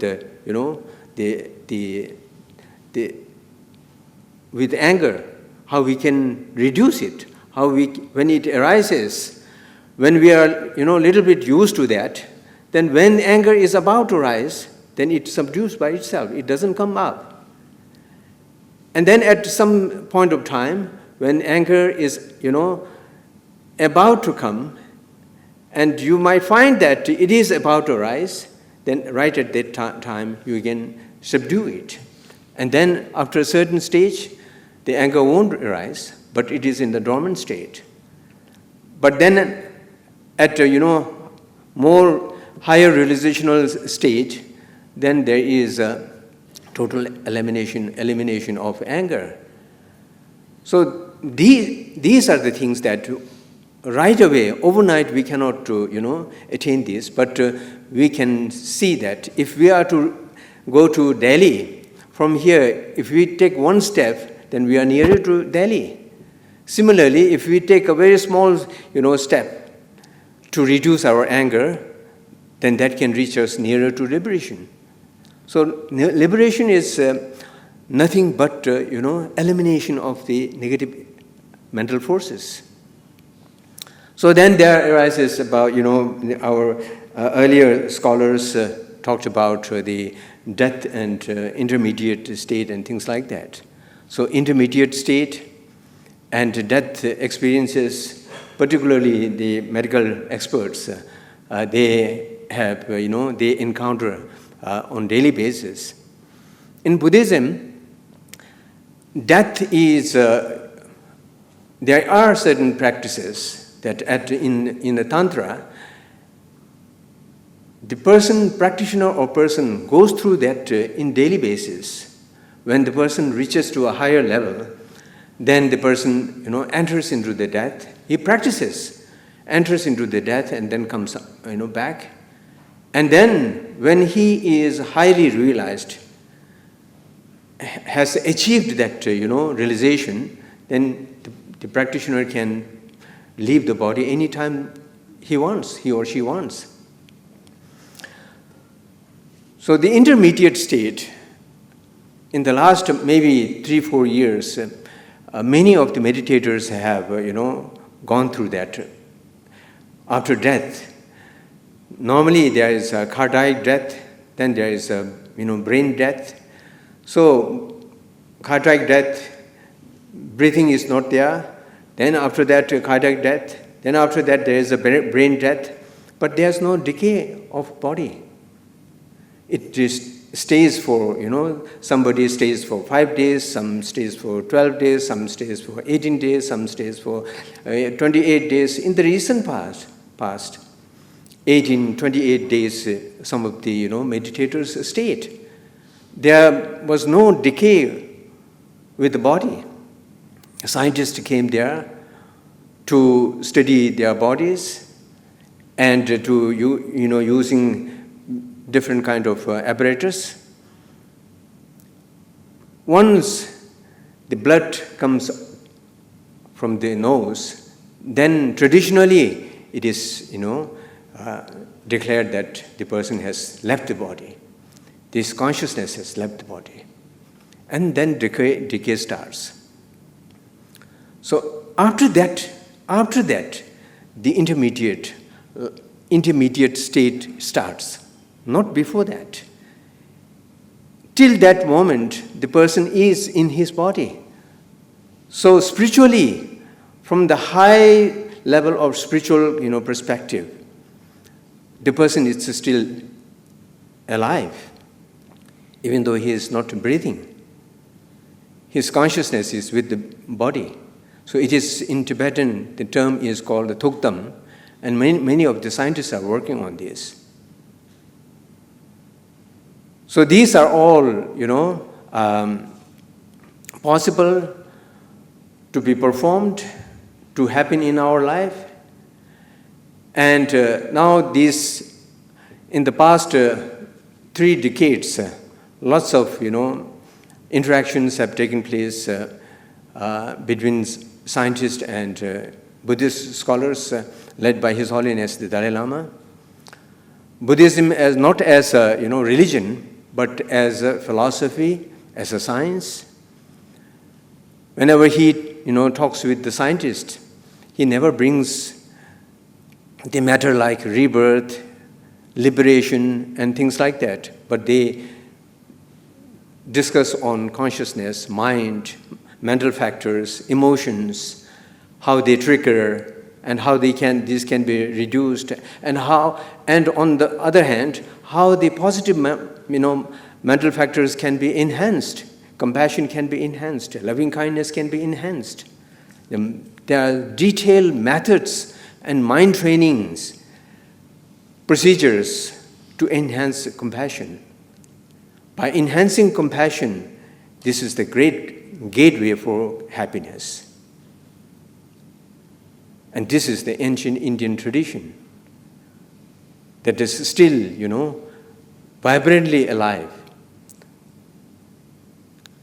The whole tradition of Nalanda and, the Nalanda, Vikramshila, Takshashila went to Tibet from the 7th century onward. So it was not, imported sporadically.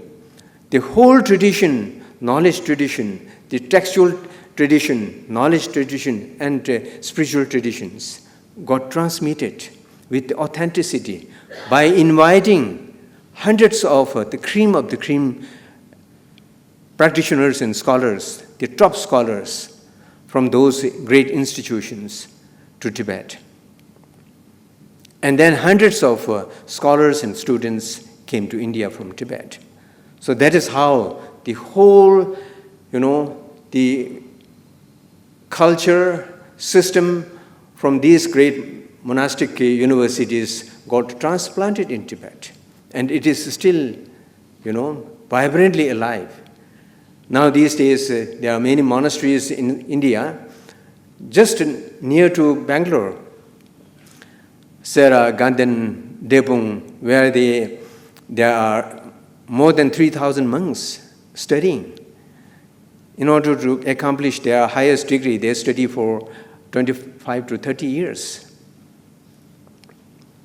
And this is, normally people say that Buddhism went to Tibet. No, it is not just Buddhism. All, kinds of disciplines in those great monastic institutions prevalent at that time went to Tibet. Panch Mahavidya and Panch Lagu Vidyas, they all went to Tibet. They are all preserved in Tibet. So I think now my time is up. So now the impact that is being made in Western neuroscience is great.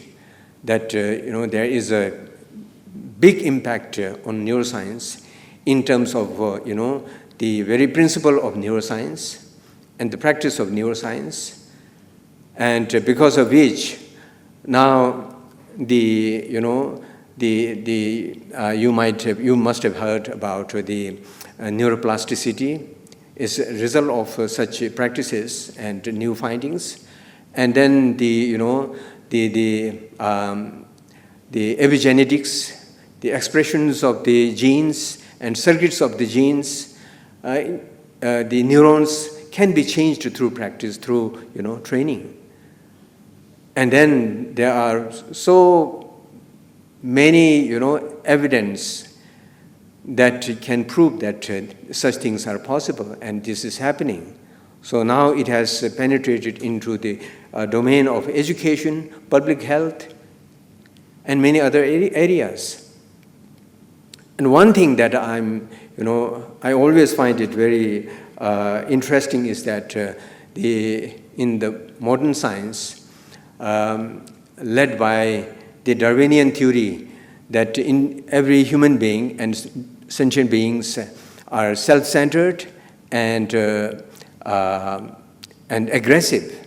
So, His Holiness, since last 2 decades, he has been advocating that human beings, and not let alone human beings, all other sentient beings have, if you confine your study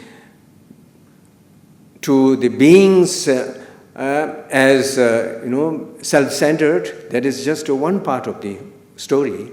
So it is important to see the compassionate nature of the sentient beings and the loving kindness nature of the beings. So many scientists have done research, and now so many scientists are coming up with research papers and books showing that beings, not only beings, but animals and birds and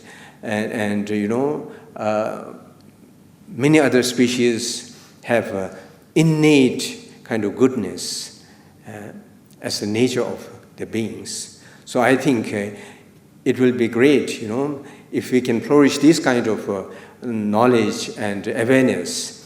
That will certainly help the modern science and help the modern society to live a better world. Thank you very much for giving me this opportunity to share my thoughts with you. Thank you, Professor Shamdenji, for your very illuminating talk. Now we are coming to other aspects of Dr. Raja Ramanna. And for that, his Years of Pilgrimage autobiography is a very, very enchanting book. And to know a person, you have to read his autobiography. Not all the people have written autobiography, but Dr. Raja Ramanna did it. And before the last lecture of these panels, let me read one paragraph from this book, Years of Pilgrimage.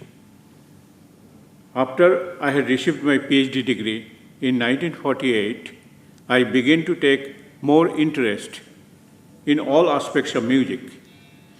Something in me has always felt that the art of making music is not merely rendering it serious or entertaining.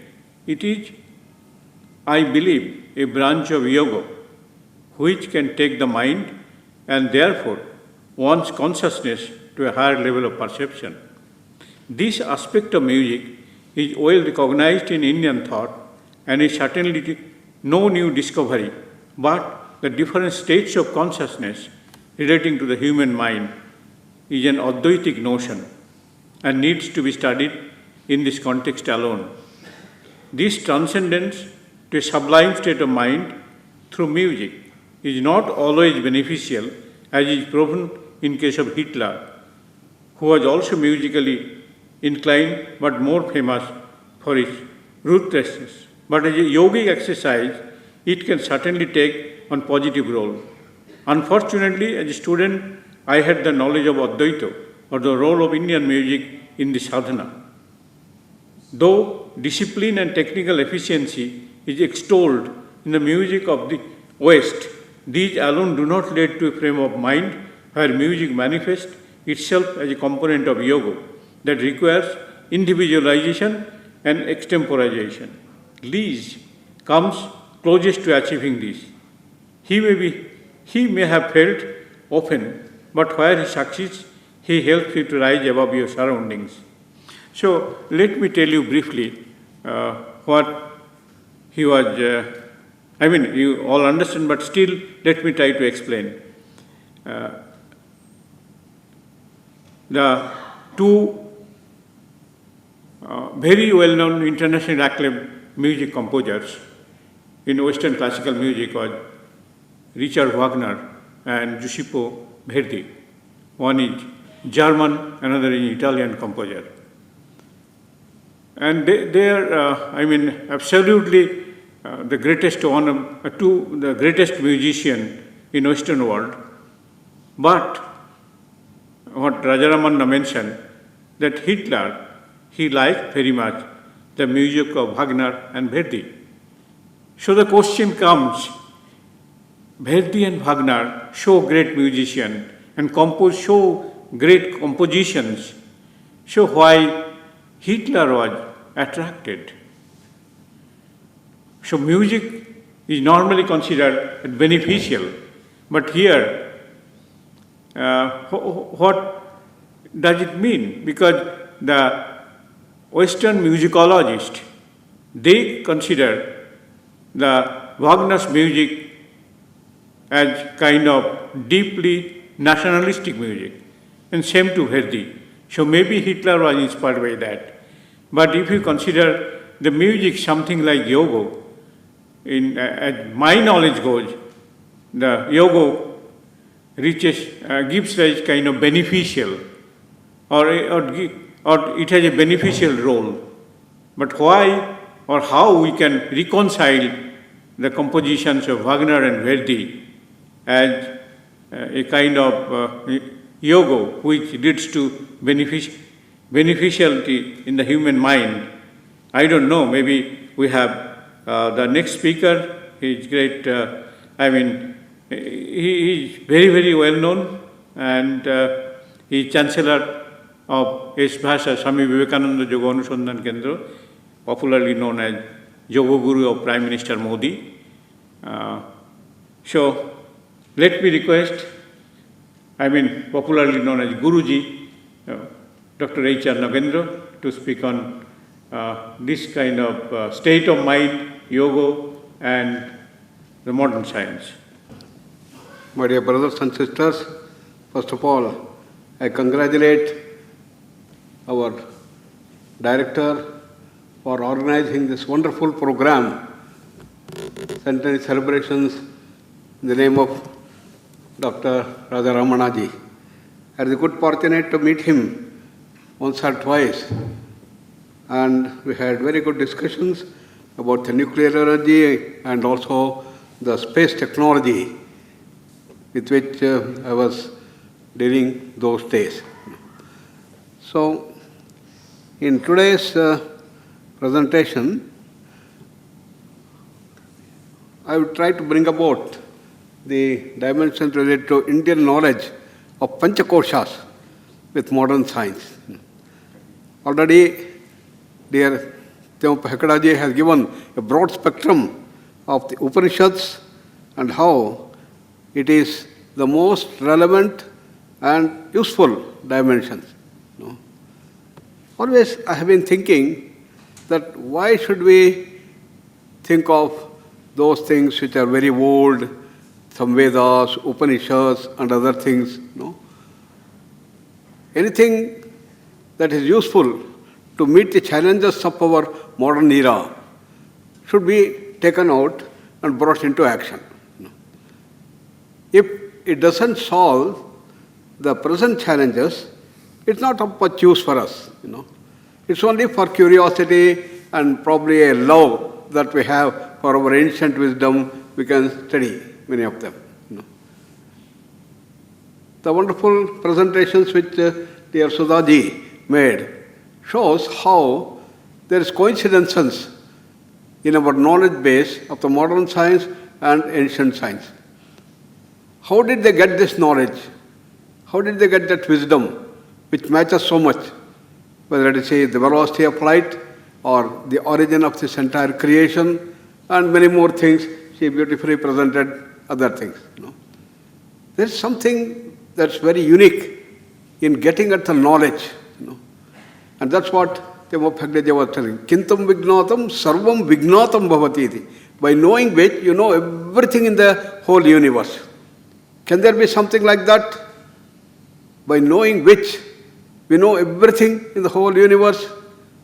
That is the question that rose and answers were given in the Upanishad. So it is that dimensions of knowledge, getting at knowledge in a very unique way, is very special to our Indian knowledge base. And therefore, always I have been thinking as to how we can use our ancient knowledge base to meet the challenges of our era. How can the Upanishadic knowledge or the ancient knowledge base of India can give directions to modern science? Can it contribute to modern science? That's the question that came in our minds. I remember almost 60 years back, our PhD scholars, as many PhD scholars are here, we were sitting there near Tata statue in Institute of Science, and we were discussing, what are we studying? What is the research that we are doing? What is the real objective of science? If it is to find reality, are we going in that right direction to get at the reality? These were the questions that were arising in our minds, and we were discussing about it. Then we found that really the research that we are doing, whether it's in mechanical engineering or electrical engineering or computer engineering or civil and other various engineering things that we are doing here, is only expanding like this and is not taking us to the root to get at the reality. It is then that we are exposed to the Indian knowledge base of the Upanishads, which fascinated us, and we started working on that. So it's in that context, then we started trying to see how this knowledge base can meet the challenges that we are facing today in the modern world. So when you look at the challenges of the modern era, two major challenges. One, the challenge of pollution, another challenge of stress. I remember in 1970s when I was in US in NASA, the things were so bad, the air was so polluted. If you wanted fresh air in a city like Los Angeles, you had to go 250 miles away. Water was polluted and marine creatures were dying in big numbers. What to talk about noise pollution, deafening the ears, and the forest resources depleting, and the global warming has started causing the hazards. Alarm signal was rung. If we continue like what we are doing, we cannot live on earth.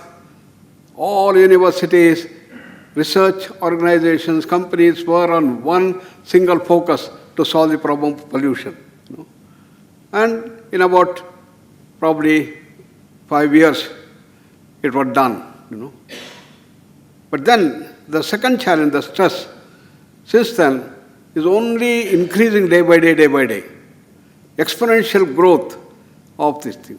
Look at the student unrest, the drug culture, the alcoholism, the gun and the terrorism, the family divorces, the single parent problems, and host of this modern NCDs. Modern NCDs we call asthma, diabetes, hypertension, heart problem, epilepsy, migraine, irritable bowel syndrome, cancer, all these things are increasing day by day. what to talk about anxiety, neuropsychosis, everything in the ascent. And we have no solution. One side, we have built skyscrapers, information technology, the web, fantastic diagnostic tools, and very powerful pharmacological interventions. And surgeries after surgeries, 5,000 types of surgeries. We can replace almost every part of the body. Even we are racing to change our genes, to change our entire personality.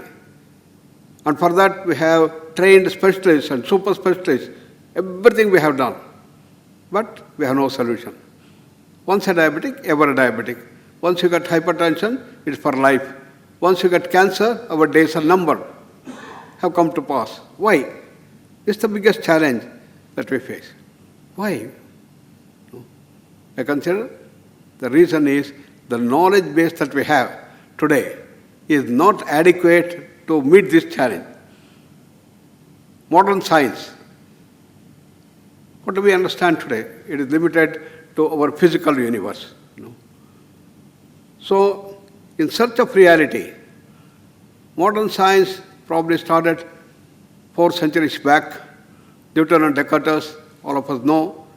And we went on unraveling the mysteries of this universe. Soon we found this entire creation is very sophisticated. We don't understand even how the water falls, rain drops, thunderbolt occurs. And such being the case, what to talk about gods, goddesses, devils, pishachas, and such things? No, it is beyond our understanding. Let us start things which are very simple, down-to-earth, concrete things of the world. This is how science started. Systematically, one after another, we went on understanding. We understood that everything is nothing but molecules, and the molecules are made of atoms. Then we came to understand that atoms are made of protons, neutrons, electrons, fundamental particles. Then we found matter, the energy, packets of energy, the quarks. Therefore, we understood that everything is nothing but energy, and we can find out how much of energy is given matter, E equals mc square. Then we also understood the laws that govern them, Newton's laws of motion, known as the classical mechanics, which you know. This for normal speeds. For most of the things that we deal, this will suffice. But when you go to extremely high speeds, like the dimensions which are beyond this thing, extremely high speeds, velocity is nearing the velocity of light, then classical mechanics, Newtonian mechanics will not hold. You have to go to the higher laws, quantum mechanics, theory of relativity. Then the whole thing will change itself from determinacy to probabilistic dimension. The determinacy collapses. All that we understood. Therefore, both the laws and the structure of this physical universe we understood. Therefore, we have complete success in the physical world. We are putting man on the moon, building skyscrapers, underwater tunnels, nuclear explosions, nuclear energy, pollution, infectious and contagious diseases, sophisticated surgeries, everything we have in a big success. But then what is happening to science? Science is in a turning point. Fritz of Capra. All of us remember those days in 1980s, early 80s. Fritz of Capra wrote that book, Turning Point, which sold in millions, in which he traced the entire history of modern science, how it started from the time of Newton and developed whole thing, and where we stand. Then he says, please remember what Newton had said. After understanding the physical world, we go further to understand what is beyond the physical. Is there something like prana? What is it that we call as mind? What are the laws that govern them? What is intellect? What is the difference between mind, emotions, intellect, consciousness? And do gods and goddesses exist? Into this region of subtlety and causality, we have to move, he wrote. So if it took 400 years for us to understand the physical world in modern science, how long it takes to understand the whole of this creation? Anybody's guess, maybe hundreds and thousands of years, we don't know. Therefore, any challenge, any set of challenges which are related to this entirety, we don't have solution. And stress is one such. Stress and modern NCDs are not merely physical. If it were physical, we would have solved it. Mental restlessness, emotional upsurges, deep-rooted psychological conflicts, all at the base of this stress and the modern NCDs and the challenges that we are facing today. The challenges we are facing today are multidimensional, but our knowledge base is one-dimensional. How can you solve a multidimensional challenge with a one-dimensional solution? That's why we have the failure. Well, if modern science and technology has no solution, what is the way out? It's here comes India, the Indian knowledge base. The greatest contribution of Indian knowledge base comes here, contained in yoga spirituality, contained in the Prasthanatraya, Shruti Prasthana, Smriti Prasthana, Nyaya Prasthana. All these things he was the complete knowledge base, beautifully brought out already by the Mabhakiri, contained in what you call the Vedas. The Vedas form the knowledge base of the East. All the knowledge has been contained in the Veda. The word Veda comes from Vidignane, that means it's the treasure house of knowledge. In Vedas, we have the two parts, Puramimamsa and Uttarmimamsa. Puramimamsa deals with all the karma and upasana kandas, rituals, vratas, niyamas, yagnas, havanas and other things. And the Uttarmimamsa is the science of the Vedas. The science of the Vedas, what it contains, the Upanishad, already Hegdeji has brought out beautifully, and in the Taittiriya Upanishad, the entire creation has been beautifully sketched here.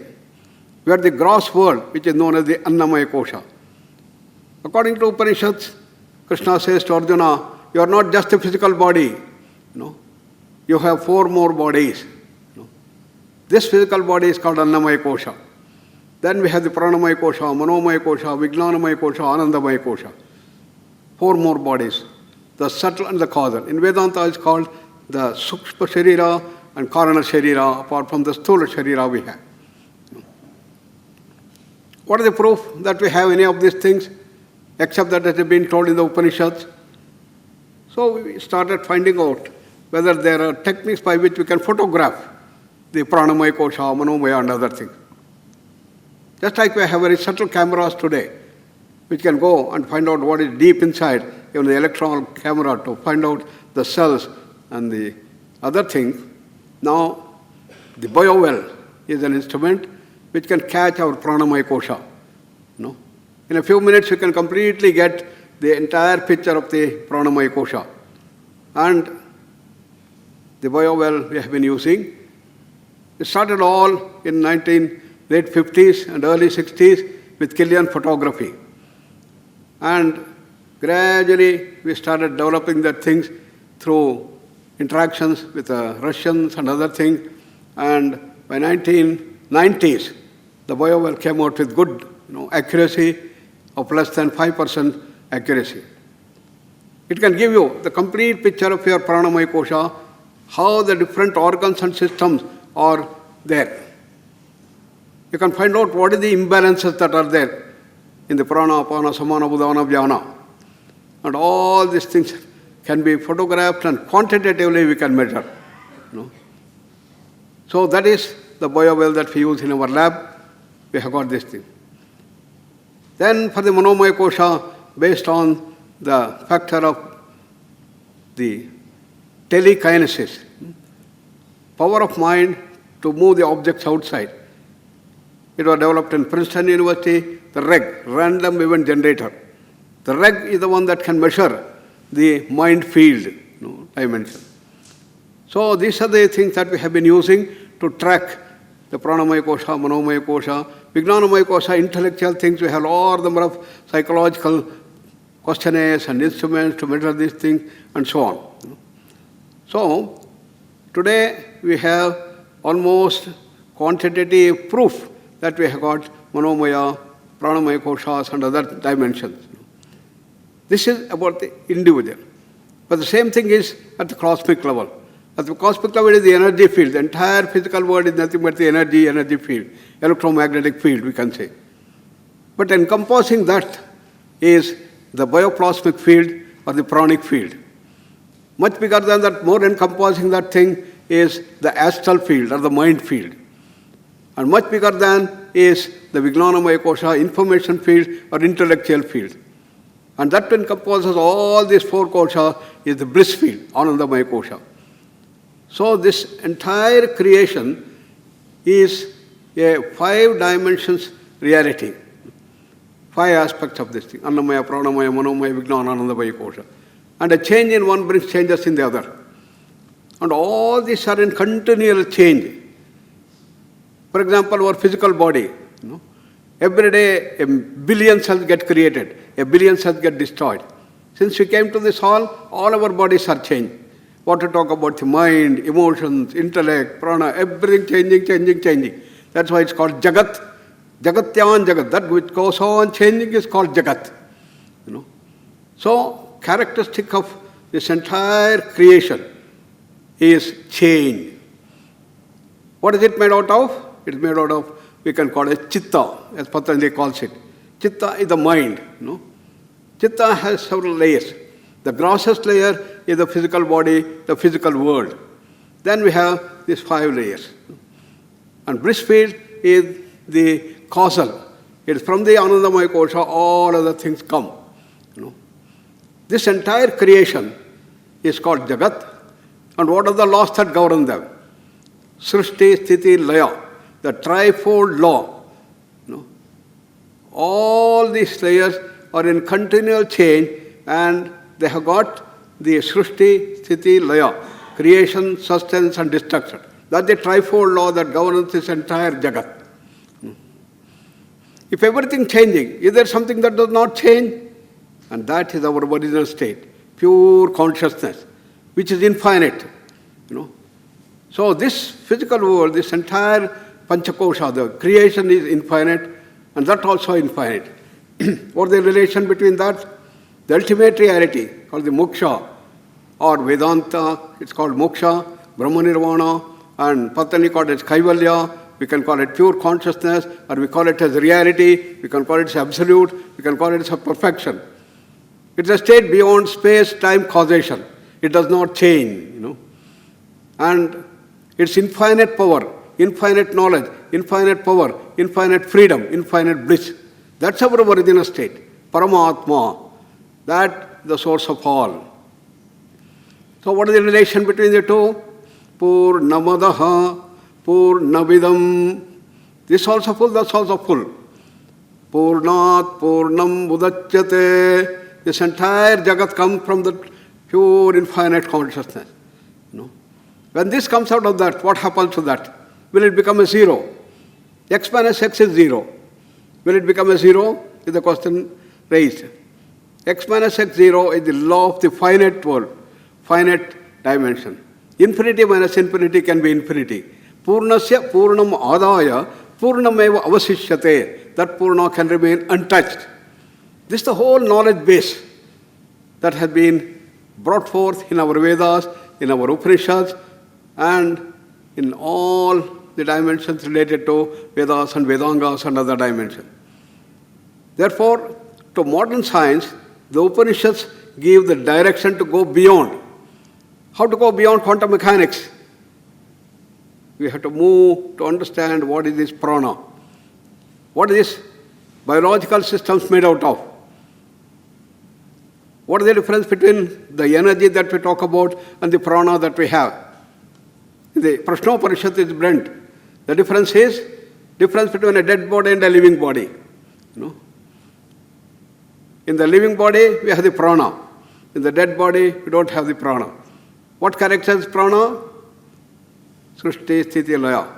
Swayameva pinatam yati. Swayameva tanavam yati. That which can move by itself, change by itself, and reproduce by itself is the prana dimension. And it can expand itself, it can contract itself, it can move by itself, it can do everything. That is the prana dimension, where the energy doesn't have this capacity. So we need to unravel the mysteries related to this prana and find out the dimension. That's where we stand today in modern science. So Upanishads want to give the direction to modern science, how the modern science has to move further. We don't have to jump to ultimate pure consciousness. We have to go step by step. This is the speciality of science.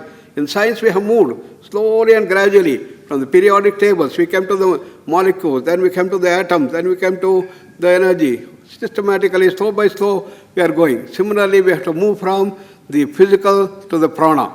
So that's where we stand today. We have to understand what is this prana, what is this bioplasmic field. So this is the dimension that is put. How to use this knowledge base? We have been using that to deal with all modern NCDs, which I showed as the challenge. Everything starts according to this thing, Manomaya Kosha, called as the Adi.